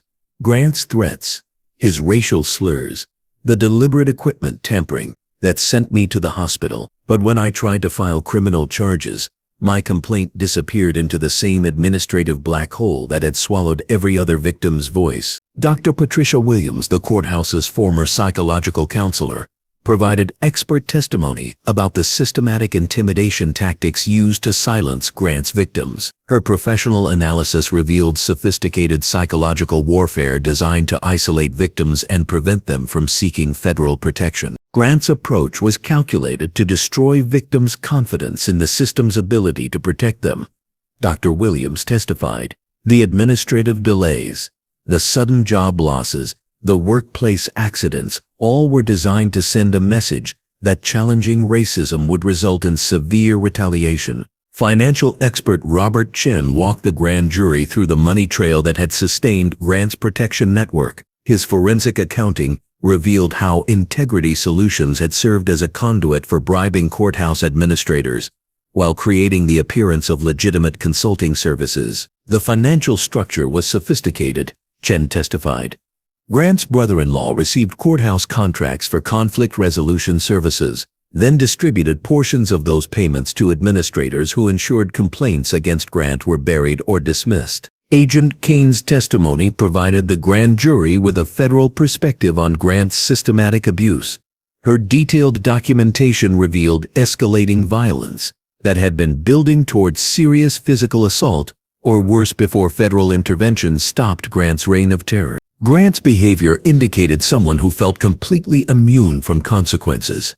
Kane testified, his willingness to assault what he believed was an unarmed civilian in a federal building demonstrated the depth of institutional protection he had enjoyed. Deputy Assistant Director Marcus Webb's financial records revealed the scope of federal corruption that had enabled Grant's systematic abuse. Bank deposits totaling over $200,000 during Webb's 3-year protection of Grant showed that federal civil rights enforcement had been compromised at the highest levels. Former FBI agent Rachel Martinez testified about the cases Webb had suppressed during his tenure, revealing a pattern of federal investigations that had been derailed when they threatened to expose racist law enforcement officers who were part of his protection network. Webb had access to every federal civil rights investigation in his region.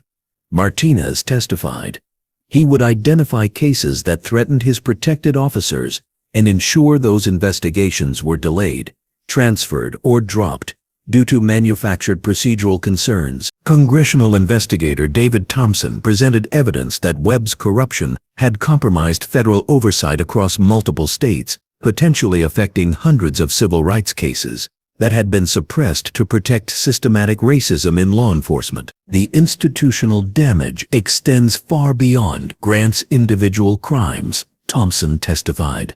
Webb's abuse of federal authority created safe havens for racist violence across jurisdictions that relied on federal oversight to protect civil rights. The grand jury's deliberation was brief but thorough as they reviewed evidence that proved conspiracy, civil rights violations, obstruction of justice, and abuse of federal authority. The systematic nature of the corruption demanded comprehensive federal response to restore public confidence in civil rights enforcement. Grand jury foreman Michael Johnson announced the indictments. With judicial formality, we find sufficient evidence to charge Officer Ethan Grant with systematic civil rights violations.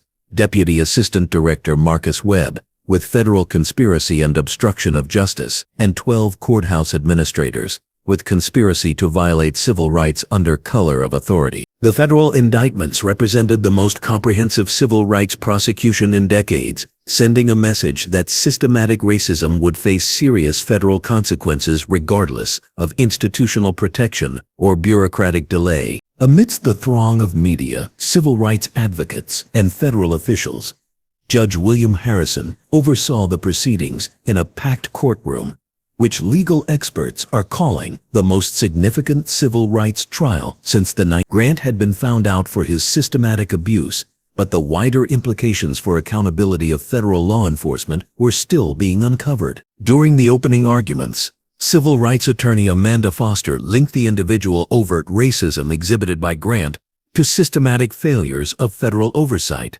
Foster told jurors, "Ladies and gentlemen of the jury, this case is not simply about one racist police officer. It is about a system that protected, enabled, and profited from civil rights violations for years." Dr. Michael Roberts, a witness of the prosecution, was a federal law enforcement expert who was allowed to testify on the institutional measures that had enabled Grant's abuse to take place without federal involvement. He uncovered systematic gaps in civil rights oversight that were exploited by networks engaged in corruption. Federal civil rights enforcement relies on local cooperation and federal oversight, Dr. Roberts testified. When both systems are compromised by corruption, victims have no protection from systematic abuse.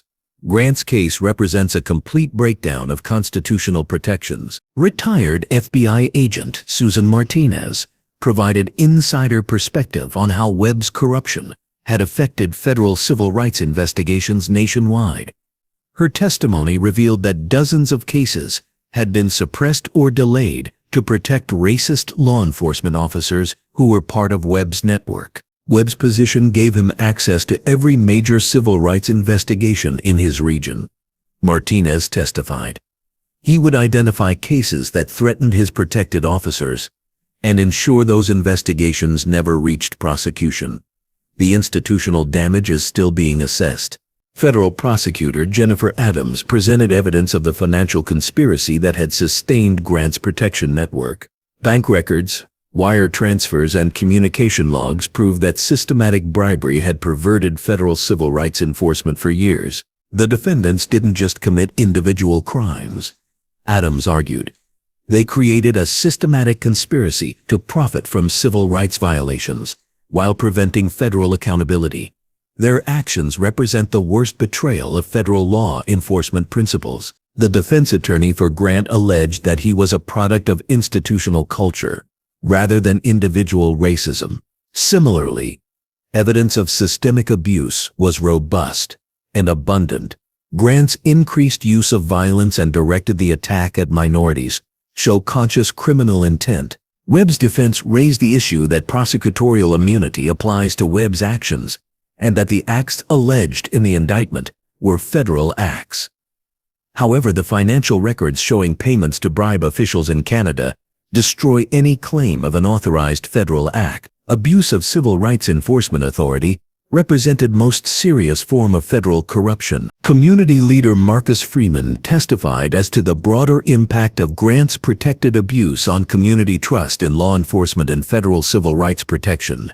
His testimony showed how systematic corruption destroyed community cooperation with legitimate law enforcement efforts. Grant's abuse wasn't just individual racism, Freeman testified. It was terrorism designed to intimidate entire communities into accepting systematic discrimination. The federal protection he enjoyed sent a message that civil rights violations would face no consequences. Agent Kane's cross-examination revealed the personal toll of maintaining federal cover while enduring systematic abuse.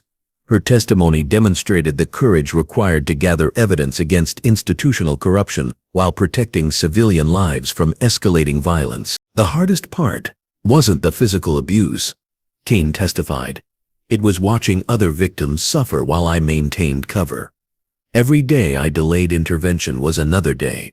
Grant could hurt innocent people. Medical expert Dr. Lisa Chen testified about the long-term psychological damage caused by systematic racist harassment, particularly when victims believed the system provided no protection from abuse.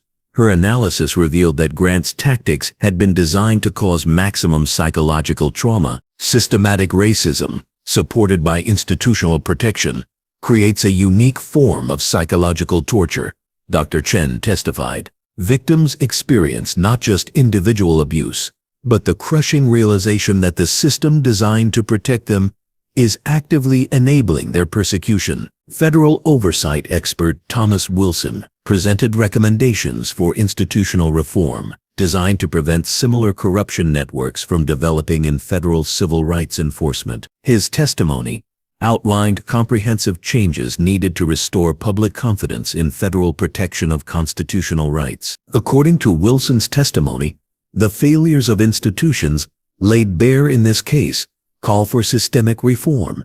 Federal civil rights enforcement must include independent oversight mechanisms that cannot be undermined by corruption or political pressure. With the closing of evidence in the trial, the proof for systematic conspiracy to violate civil rights, obstruct federal justice, and profit from institutional racism was overwhelming. The individual crimes of Grant had exposed how a pathological network of corruption has perverted federal law enforcement principle over years. Federal prosecutors wanted maximum sentences for all defendants, while pushing for systemic reform, which would ensure similar corruption never develops in federal civil rights enforcement. Thus, the case had transformed into a beacon of accountability for systemic racism. The CNN newsroom buzzed with urgent activity as anchor Anderson Cooper prepared for a special report on what producers were calling the most significant civil rights case in decades. Agent Lila Kane's 3-week undercover mission had generated footage so compelling that networks were dedicating entire programming blocks to analyzing the systematic corruption she had exposed. "Good evening.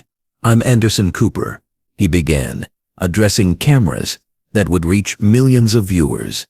"Tonight, we take you inside a federal operation that exposed systematic racism, protected at the highest levels of law enforcement. What you're about to see will shock you, but it will also restore your faith in federal agents who risk everything to protect civil rights." The exclusive footage from Kane's hidden cameras showed Grant's brutal assault in devastating detail.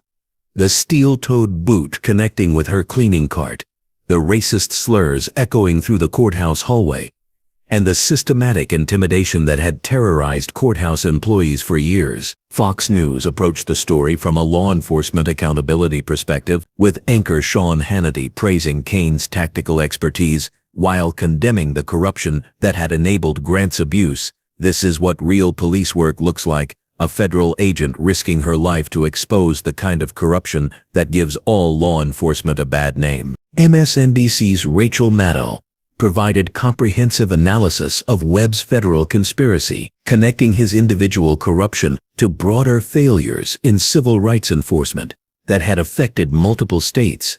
Deputy Assistant Director Webb didn't just protect one racist police officer. He created a systematic network that antled civil rights violations across his entire region. Social media platforms exploded with support for Kane and outrage at the systematic corruption she had exposed. The hashtag Federal Courage trended nationwide as users shared footage from Kane's mission alongside stories of their own experiences with protected racism in law enforcement. A tweet from the user A Civil Rights Now: "Agent Kane got racist abuse for weeks to build a federal case that took down an entire corrupt network. This is what courage looks like. Federal courage, no white protection." Kane's mission was supported with Facebook groups, but he was accused of not doing enough on racism by police. The extensive evidence which she had assembled moved activists to document their own cases of protected abuse. Instagram influencers leveraged Kane's story to teach followers about the mechanisms of federal civil rights enforcement, and when a network of protection at the local level impedes accountability, how to report systemic racism to federal authorities. The Washington Post published an in-depth investigation into Webb's corruption network, showing how his abuse of federal authority compromised civil rights investigations for years across a multitude of jurisdictions. The report linked Grant's individual case to wider institutional failings. The New York Times editorial board used Kane's mission to advocate for sweeping reform of federal civil rights enforcement. Agent Kane's bravery in exposing extensive corruption highlights the necessity of federal oversight and the pressing need for structural reform to avert the emergence of similar networks. Over the past week, various legal experts have appeared on the news to discuss the case. According to Harvard law professor Jennifer Martinez, Kane's evidence had set new benchmarks for charging institutional racism. The systematic documentation Agent Kane provided gives prosecutors tools they've never had before to prove conspiracy at the federal level. Civil rights groups took advantage of the media spotlight to push for wider federal action against systemic racism in law enforcement. NAACP President Derek Johnson has appeared on many networks to connect Kane's individual heroism to institutional change. Agent Kane's mission exposed what civil rights advocates have known for decades. Johnson stated during a CNN interview, systematic racism in law enforcement is protected by networks of corruption that reach the highest levels of federal oversight. Her courage in gathering evidence has given us the tools to demand real reform. The American Civil Liberties Union used Kane's case to launch a nationwide campaign for federal civil rights oversight reform. Their legal experts provided analysis of how Webb's corruption had compromised constitutional protections across multiple jurisdictions. International media report shows institutional racism in America, but shows willingness to self-correct by way of federal investigation. BBC News said, her mission serves as an example of how federal agents protect civil rights in spite of the institutions. Federal law enforcement agencies used the positive media coverage to highlight their commitment to civil rights enforcement. FBI Director James Patterson turned up on different channels to applaud Kane's mission while announcing other initiatives to thwart corruption networks from breaching federal oversight. Agent Kane's courage exemplifies the FBI's commitment to protecting civil rights regardless of institutional obstacles. Patterson stated during a press conference, her mission has exposed systematic failures that we are addressing through comprehensive reform of our oversight mechanisms. Despite efforts from Grant's few remaining backers to take to the media to portray the federal prosecution as overreach, their efforts failed to gain traction.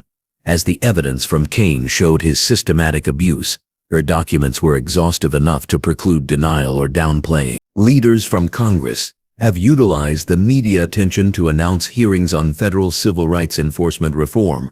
Jerry Nadler, the chairman of House Judiciary Committee, endorsed Kane's mission, while also demanding accountability for the institutional failures which protected Grant. The media frenzy turned Kane from undercover agent into a national symbol of federal determination to fight institutional racism. Through 3 weeks of investigations, Grant's corruption network was torn down. They also sparked a more extensive examination of systemic failures in civil rights enforcement. The courthouse steps where Grant had once terrorized innocent victims were now occupied by advocates of the civil rights, demonstrating that it was time for systematic reform in the accountability of federal law enforcement. Agent Lila Kane's bravery in confronting systemic corruption had sparked a nationwide call for a radical overhaul in the investigation and prosecution of civil rights violations. Community leader Marcus Freeman spoke to the over 5,000 supporters who came from different parts of the region to demand justice for the victims of Grant in a reform so that a similar network does not develop again. Agent Kane put her life on the line to tell the truth which we have always known. Systemic racism is enabled by institutional corruption. Maria Santos, Grant's first known victim, spoke out publicly for the first time about strangulation that ruined her courthouse career and the administrative cover-up that protected her abuser. After 2 years, I thought the system had failed me. The mission of Agent Kane proved it was not failed, but deliberately corrupted to protect racist violence. James Wheeler, workplace accident, was orchestrated to silence his complaint against Grant.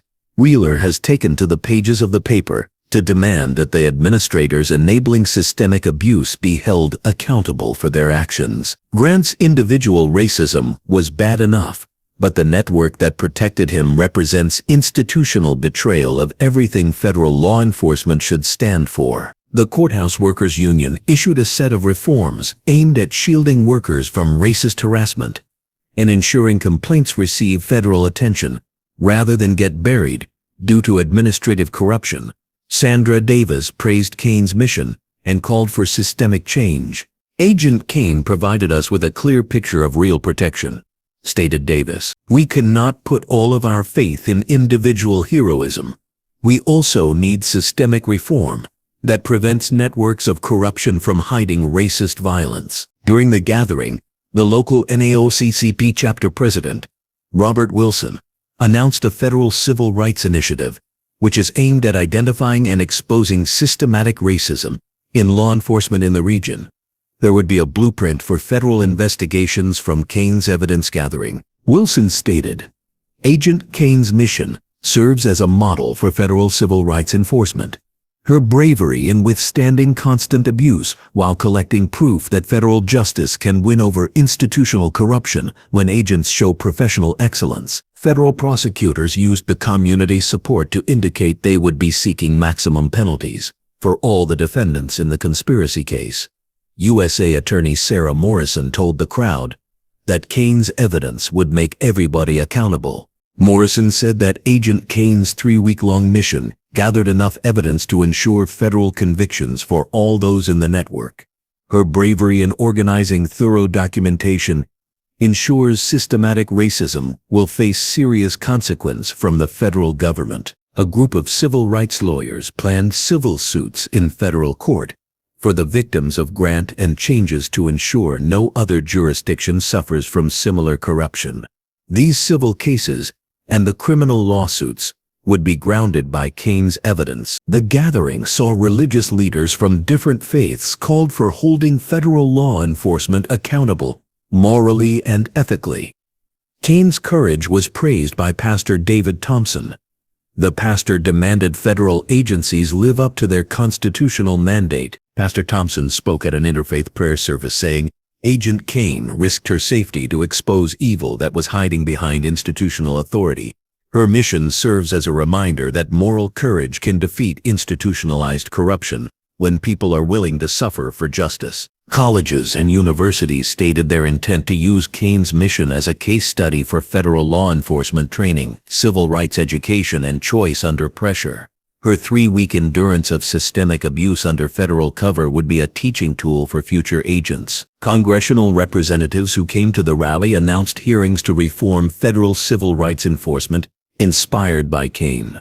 House Speaker Nancy Pelosi commended Kane's bravery while demanding accountability for the institutional failures that had allowed grants protected abuse. According to Speaker Pelosi, Agent Kane's mission revealed deep-rooted corruption, indicating the need for federal overhaul. The bravery she displayed in obtaining proof, despite being under enormous personal strain, demonstrates how important it is to safeguard federal agents that risk their lives to defend civil rights resources. The community response wasn't limited to the local area.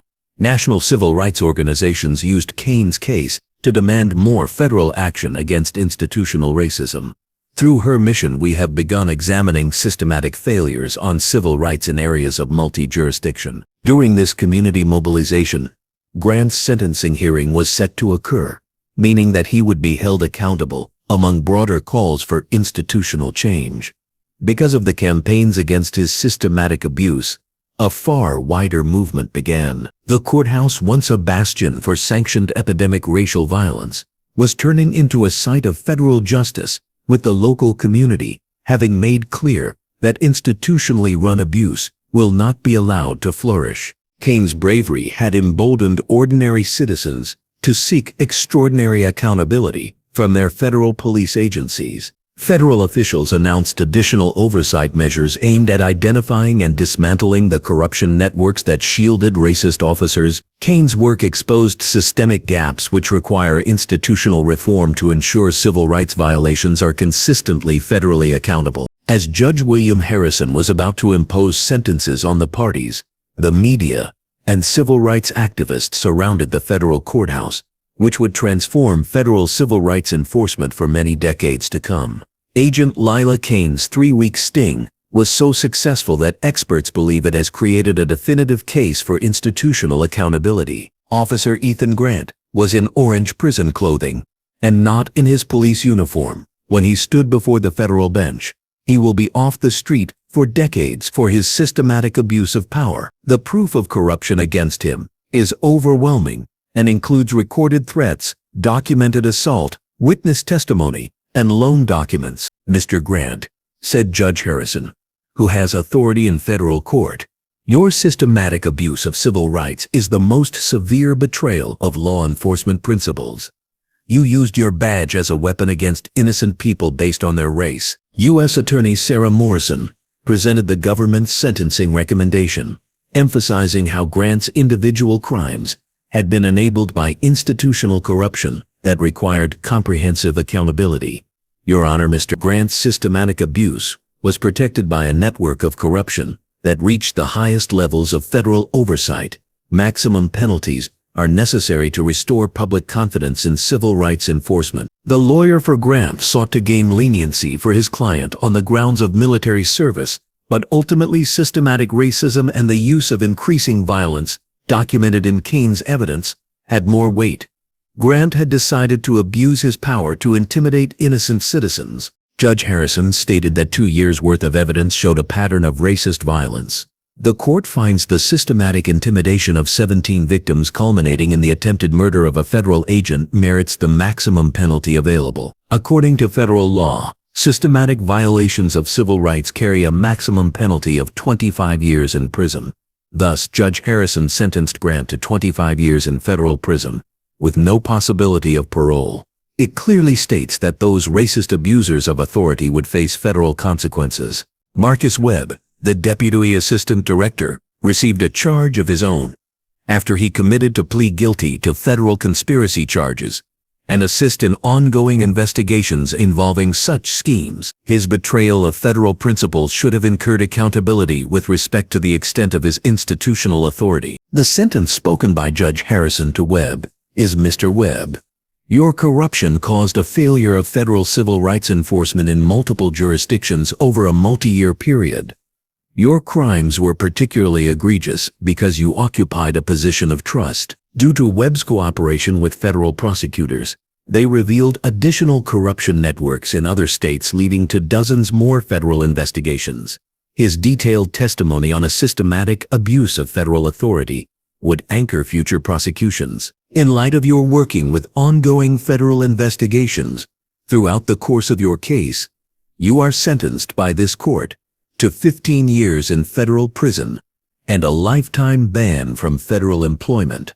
Judge Harrison said. Theo Whitaker, defense attorney, was sentenced for 5 years for his role in the conspiracy, while courthouse administrators who had taken part in the cover-up of Grant's abuse received sentences ranging from 2 to 8 years depending on their involvement. While providing a victim impact statement, court reporter Lena Brooks addressed the court, stating that it took courage for her to preserve evidence. Grant's abuse created a bad workplace environment, she stated. Further, she said that Agent Kane's mission showed us that federal justice can overcome institutional injustice. Mail of Devon Hale delivered a victim impact statement, which stated that Grant's protected abuse had poisoned the whole courthouse. We all knew Grant was abusing people. We were told, though, that if we reported it, it would end our careers. Agent Kane proved that the federal government could protect us when local systems failed. Maria Santos, the first documented victim of Grant, used her testimony to demand institutional reforms that would avert the emergence of similar corrupt networks. Grant's individual racism was enabled by systemic failures that need to be fixed to protect future victims. In his testimony, James Wheeler astutely observed the long-term health consequences of Grant's intentional workplace assault. Grant did not simply abuse his power. He attempted to permanently cripple me because I stood up to his racism. We need federal accountability to prevent the systematic violence of people like Grant. Agent Kane testified about the psychological impact of working undercover while being subject to repeated abuses. A hard part was not the physical violence, but watching other victims suffer as I collected evidence. We had to document it all to get those federal convictions. Through his closing remarks, Judge Harrison said, the conspiracy showed a complete failure of instrumentality of the Constitution. These sentences indicate federal will to uphold civil rights regardless of official resistance. Federal prosecutors ascribed Grant's case to a thorough review of civil rights enforcement mechanisms to detect and deter the infringement of public rights through corruption networks, protecting racist enforcers. The sentencing portion came to an end, and all defendants received federal prison terms that were reflective of their systematic crimes. Grant's own racism was made possible by an institutional corruption that needed to be accountable at every level. The federal courthouse steps is where victory looks best for civil rights. The Agent Lila Kane emerged from the sentencing hearing, surrounded by the victims who made federal accountability possible through their courage. Grant's 25-year sentence symbolized not just one person's justice, but a change in how federal law enforcement embraces institutional racism. Civil rights attorney Amanda Foster spoke to the media and the crowd of supporters, saying that Kane's mission creates new federal civil rights precedents.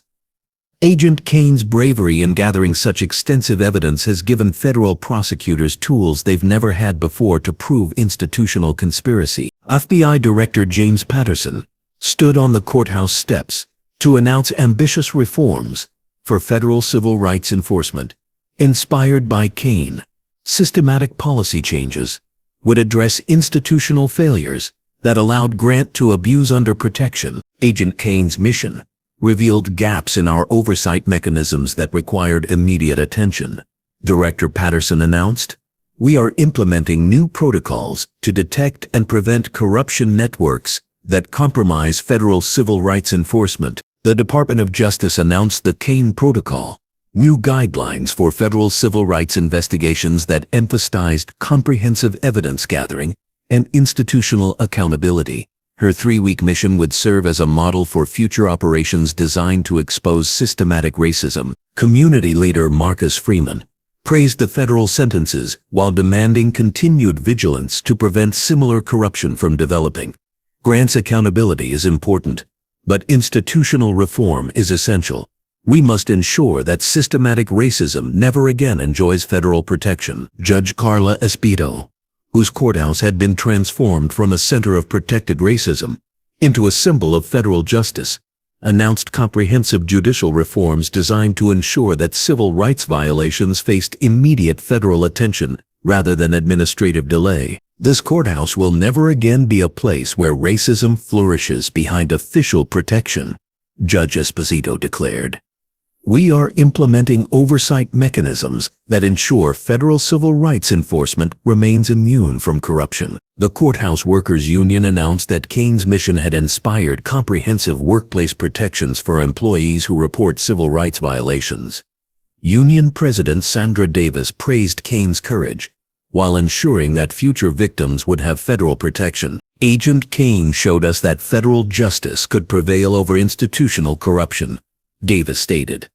We are implementing protections that ensure courthouse employees can report abuse without fear of retaliation. Federal oversight mechanisms inspired by Kane's mission were being implemented across multiple jurisdictions as other law enforcement agencies sought to prevent corruption networks from compromising civil rights enforcement in their regions. Congressional hearings inspired by Kane's case resulted in legislation strengthening federal civil rights enforcement and providing additional resources for investigations into institutional racism. Her mission had triggered broader examination of systematic failures in constitutional protection. Educational institutions nationwide announced plans to use Kane's case as a model for teaching federal law enforcement ethics and civil rights protection. Her 3-week endurance of systematic abuse while gathering evidence would become a cornerstone of federal training programs. International observers praised Kane's mission as evidence of America's capacity for self-correction through federal law enforcement accountability. Her courage in exposing institutional corruption demonstrated that systematic racism could be defeated through professional excellence and federal determination. Grant began the 25-year sentence imposed by a federal judge in a maximum security prison for corrupt cops. His systematic infringement of civil rights would be subject to comprehensive federal accountability, which would continue to discourage institutional racist conduct. The Webb's cooperation with the ongoing federal investigations yielded new prosecutions across the country as other corruption networks were exposed. His comprehensive testimony regarding the systematic misuse of federal authority underpinned a series of cases that reinstated integrity to civil rights enforcement. The courthouse where Grant had previously traumatized innocent victims is now a training ground for federal civil rights enforcers, ensuring that agents are indoctrinated on the necessity of protecting constitutional principles, no matter the obstruction by institutions. Kane rejoined the FBI in active status after her mission set new standards for federal civil rights investigations. The evidence she gathered while suffering systematic abuse saved countless lives and revealed corruption that would otherwise have continued ad infinitum. Because of the federal storm that began after the identity of the custodial worker was discovered, there would now be accountability for law enforcement officials. Systematic racism would face serious federal consequences. Further, civil rights violations would no longer be allowed to hide behind the protections of institutions. On the steps of the courthouse where Grant once terrorized innocents, Agent Kane stood surrounded by the community that embraced federal justice. The 3-week-long journey which she undertook shifted from being an ordeal to nationally inspiring, able to stir the institution that backed the use of an act. The media surrounded Kane as she prepared to speak to the public for the first time since Grant's sentencing. She went from a victimized custodial worker to a federal hero. However, her mission remains the protection of civil rights through professional law enforcement.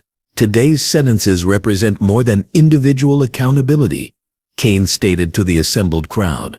They demonstrate that federal justice can prevail over institutional corruption. When agents are willing to endure personal sacrifice for constitutional principles, over weeks she suffered systematic abuse and violence. Despite this, she maintains her professional prowess under utmost pressure. The federal badge that she now wore publicly represented, on the one hand, personal authority, and on the other, institutionally committed protection of civil rights. The courthouse behind Kane was becoming a symbol of the federal resolve to tackle systematic racism. The memorial plaques recognized employees for their bravery in the face of personal danger, and that new oversight mechanisms will ensure that civil rights violations will receive immediate federal attention. The example of Kane was used by civil rights advocates to launch nationwide campaigns for accountability of federal law enforcement. Her mission proved that comprehensive evidence gathering and subsequent prosecution at the federal level could defeat systemic racism, prompting similar operations elsewhere. Legal scholars were already viewing Kane's case as a landmark case for federal civil rights enforcement. Her evidence-gathering techniques, tactical patience, and professional courage in the face of abuse set new benchmarks for federal investigations into institutional corruption. Federal training academies have stated their intent to include Kane's mission into the curriculum to use it as a template for deep cover in civil rights enforcement. Future agents would study her 3-week endurance of systematic abuse as an example of how federal authority could outcome institutional protection of racism. Kane's mission had repercussions that reached beyond just Grant's indictment. As a reason of her case, federal investigations were exposing corruption networks across the states, forcing serious reforms of civil rights enforcement mechanisms that had long been compromised. The appropriations committees in Congress announced that funding increases would be made for federal civil rights enforcement. This increase is based on Kane's mission. Comprehensive investigations can help take down systematic racism. International law enforcement agencies have asked to be briefed on Kane's methods as they formulate their own responses to institutional racism. Her mission has become a global model for a federal authority confronting systemic abuses in democratic societies. The community that had suffered from the protected racism of Grant was now leading the efforts to ensure that the federal civil rights enforcement was corruption-free. The social direction of the European Adolf was the way in which European families have been targeted by the European state. Kane was back in the fray, with the FBI putting him to active duty. She began leading training programs for federal officers who would do similar missions in the future. Additionally, she began conceptualizing institutional mechanisms for detecting, denying, and disrupting corruption networks before civil rights enforcement is compromised. According to federal prosecutors, Grant's case had established legal precedents that would make it easier to prosecute institutional racism in the future. The solid proof Kane gathered laid out a plan to use federal power to disrupt systemic abuse. The federal justice system had shown that it could self-correct when it put Kane on a mission and proved that systemic corruption could be exposed and eliminated when federal agents display professional and institutional commitment to constitutional values. The bravery of Agent Lila Kane made it possible for a federal justice to prevail over institutional corruption. Approximately 6 months since the sentencing of Officer Ethan Grant, a commotion could be seen at the courthouse with federal civil rights enforcement taking place. The corridors where Grant had previously menaced innocents were now occupied by the National Civil Rights Training Center, where federal agents from all over the country came to learn the techniques executed by Agent Lila Kane during her 3-week mission. Agent Kane, the Director of Advanced Civil Rights Enforcement, walked through the training facility, marking the launch of another leg of her federal career. The skills which helped her survive living with systematic abuse and allowed her to collect evidence were now being passed off to the next generation of feds. The key to successful deep cover operations, Kane explained to a class of new FBI recruits, is understanding that your personal suffering serves a larger purpose. Every racist comment, every physical assault, every moment of humiliation becomes evidence that can save future victims. The recruits listened with intense focus as Kane described the psychological techniques required to maintain cover while documenting systematic abuse. Her 3-week mission had become the gold standard for federal civil rights investigations. Court reporter Lena Brooks, now serving as community liaison for civil rights enforcement, addressed the same training class about the courage required from civilian witnesses.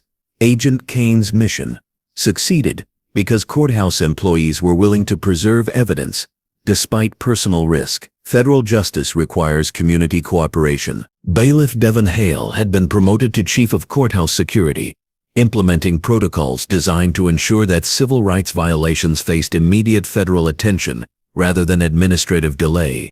His security logs had been crucial evidence in Grant's prosecution. The courthouse's memorial wall honored the 17 victims whose complaints had been buried by Grant's corruption network.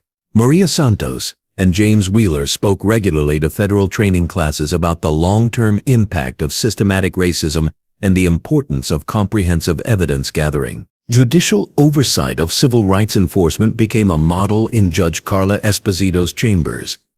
Her court now had the responsibility to test new federal protocols for the detection and eradication of corruption networks before they compromised constitutional guarantees. Prosecutors at the federal level took the Kane incident as a way of teaching the country how to prosecute institutional racism. The evidence she had collected helped build conspiracy cases to dismantle organized abuse at every level of society. Grant's cell in the federal prison was testament that systematic racism would pay a price when the application of federal authority involved professional excellence and institutional commitment. His 25-year sentence has reduced similar abuses in other jurisdictions. Marcus Webb, Deputy Assistant Director, worked with federal authorities while the Justice Department carries out investigations. This has led to prosecutions in 12 states, revealing corruption networks that had existed for decades, which compromised the enforcement of civil rights. His in-depth testimony remained buttressed to cases of systemic racism. The Kane Protocol has been enacted in all federal law enforcement agencies, setting out new standards for civil rights investigations that focus on gathering all relevant evidence and holding institutions accountable. The federal approach towards systematic abuse was redefined by her mission. Agent Lila Kane stood in front of the United States Capitol, where she had been invited to receive the Presidential Medal of Freedom for her civil rights enforcement activities. Her 3-week mission was more than the prosecution of Grant. It brought about institutional changes in America's approach of systemic racism in the execute. Speaking to the crowd, the U.S. President said that Kane's courage shows how federal will is always backed by action when it comes to the protection of constitutional rights. Agent Kane risked her own safety when she exposed a system of corruption that deprives civil rights of all Americans. This mission shows that it only takes one person to create a system-wide change. Kane's attack of the ordinance was a notable event, as it led to an increased federal civil rights campaigning. The essential partners in her quest for justice were the courthouse workers, civil rights advocates, and federal officials who had rallied to her cause. Civil rights leader John Lewis Jr. used the ceremony to connect Kane's mission to the broader struggle for federal accountability. Agent Kane's courage represents the best traditions of federal law enforcement, protecting constitutional principles notwithstanding institutional obstacles and personal cost. Kane acknowledged in her acceptance speech much larger function for which her individual sacrifice had served. This award is for every victim who preserved proof which they were told, every witness who testified at consequence to themselves, and every federal agent who is in the game of protecting civil rights through positive excellence. The group gathered for the hearing consisted of survivors of Grant's ongoing abuse, federal agents who fell under the spell of Kane's mission, and civil rights advocates who seized upon her individual case as a vehicle for institutional accountability. Through the mere presence of one agent, a ripple effect had been created in America. Maria Santos is currently the Director of Victim Services for the National Civil Rights Training Center. As she approached Kane after the ceremony, she wiped tears from her eyes. "You gave meaning to my suffering. My experience at the hands of Grant was humiliating. Every day I thought that the system failed me. You proved that the system can be redeemed with federal bravery," she said. The workplace accident of James Wheeler was engineered purposely so he could not complain against Grant. Later, he became a national campaigner for the enforcement of the federal civil rights law. His testimony for congressional committees resulted in increased funding for institutional racism investigations. Agent Kane didn't just expose Grant's individual crimes. Wheeler addressed the post-ceremony gathering. She revealed how systematic corruption had perverted federal law enforcement. Her mission showed us that constitutional principles could triumph over institutional racism when federal agents showed professional excellence. The Kane Institute for Civil Rights Enforcement, established at Georgetown University Law School, had already graduated its first class of federal prosecutors trained in techniques for dismantling systematic racism. Kane's evidence-gathering methods were being studied by legal scholars worldwide as a model for comprehensive federal accountability. FBI Director Christopher Wray announced during the ceremony that Kane's mission had inspired the creation of specialized federal units dedicated to investigating corruption networks that protected racist law enforcement officers. Her 3-week endurance of systematic abuse had established new standards for federal civil rights operations. Agent Kane's professional courage under extreme personal stress demonstrates the FBI's commitment to protecting constitutional principles. Director Wray stated, "Her mission has inspired institutional changes that will prevent systematic racism from hiding behind federal protection in the future." The Department of Justice used the ceremony to announce comprehensive reforms in federal civil rights enforcement. Inspired by Kane's mission, Attorney General Merrick Garland praised Kane's evidence-gathering techniques, while committing federal resources to preventing similar corruption networks. Agent Kane's mission revealed institutional failures that required immediate reform. Garland announced, "We are implementing oversight mechanisms that ensure systematic racism faces consistent federal accountability regardless of political pressure or administrative delay." Congressional leaders from both parties praised Kane's mission as a model for federal law enforcement excellence. House Speaker Kevin McCarthy emphasized how Kane's professional courage had restored public confidence in federal civil rights enforcement across partisan divisions. Agent Kane's mission demonstrates that protecting civil rights transcends political boundaries, Speaker McCarthy stated. Her courage in exposing systematic corruption serves American values that unite us regardless of party affiliation. Senate Majority Leader Chuck Schumer noted that legislation inspired by Kane's mission will bring further resources for federal civil rights enforcement, while establishing independent monitoring mechanisms to detect corruption networks before they undermine any constitutional protections. International observers at the ceremony commended Kane's mission as a testament to America's ability to self-correct through federal law enforcement. The will of his courage proved that systematic racism could be defeated by professional merit, and the federal will. The Supreme Court agreed to examine appeals in connection with Kane's case. Experts affirm that her evidence will create precedents, strengthening federal capacity to prosecute institutional racism. Her mission consisted of reshaping constitutional law and federal enforcement practices. Grant's federal prison term became a serious message to law enforcement for systemic racism. His 25-year sentence demonstrated that institutional protection could no longer shield racist violence from federal accountability. Assistant Director Marcus Webb's ongoing partnership with federal investigators has uncovered a wide-ranging corruption scheme across 17 states, including prosecutions that exposed and dismantled systemic abuses. His detailed testimony helped restore integrity to federal civil rights enforcement in various cases. The courthouse, where Kane had endured weeks of racist harassment while collecting evidence, was a national historic site, so that future generations would see how individual courage can lead to institutional change.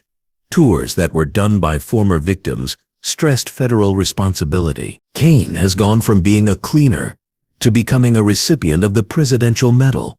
It shows justice is possible even in the face of institutional oppression. This is especially true when the federal power is used with the requisite professional expertise and institutional commitment.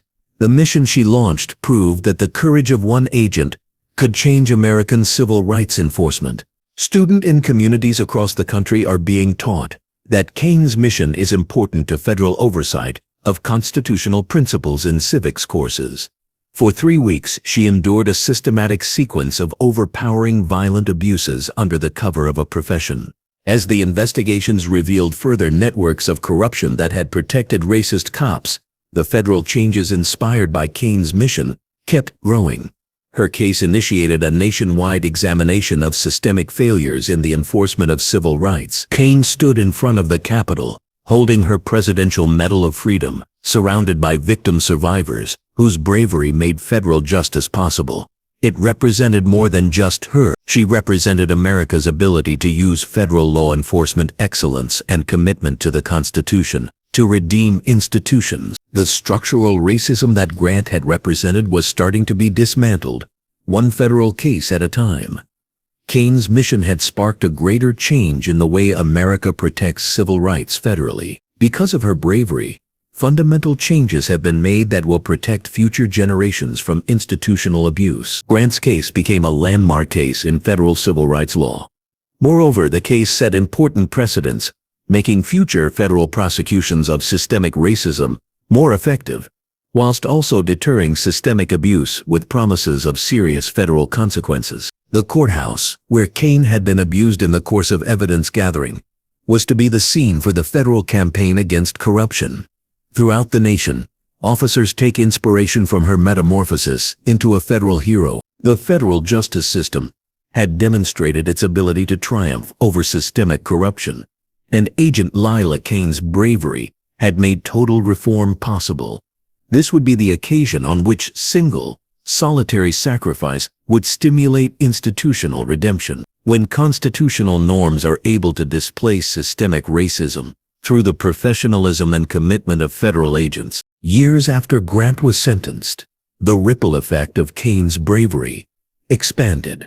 The nation's federal law enforcement agencies adopted the Kane Protocol as the standard operating procedure in civil rights investigations to ensure immediate federal intervention in the case of systemic racism, irrespective of local protection networks. Young recruits of the FBI learned Kane's mission, which was believed to be the gold standard for federal civil rights enforcement. They learned to use tactical patience and professional excellence to dismantle institutional corruption that appeared to be invincible. Her 3-week ordeal of systematic abuse became part of federal training programs. Civil rights groups founded the Kane Foundation to assist victims of institutional racism in getting legal help and to fund federal probes of corruption networks. The motto of the foundation was "Courage of the individual, change of the institution." Accordingly, the sacrifices of one agent led to pan-India transformation. Grant's ongoing confinement was a constant reminder that institutional racism would suffer significant repercussions at the federal level. Eventually, his old law enforcement colleagues realized that institutional protection could not insulate racist violence from federal accountability. This created a deterrent effect above and beyond his own case. The names of the first 17 victims of institutional racism were on the memorial wall at the courthouse.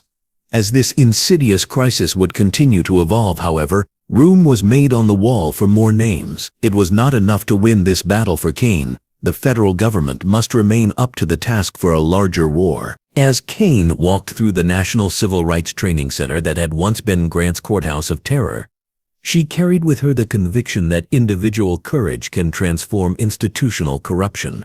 Not only do her sentences and reforms ensure her legacy, but also those victims who will be spared thanks to the federal mechanisms created by her sacrifice. One federal case at a time, the institutional protections behind systemic racism were being stripped away thanks to Kane's mission that would shift to a higher gear and preserve constitutional principles for decades to come. You just witnessed resilience that refused to break.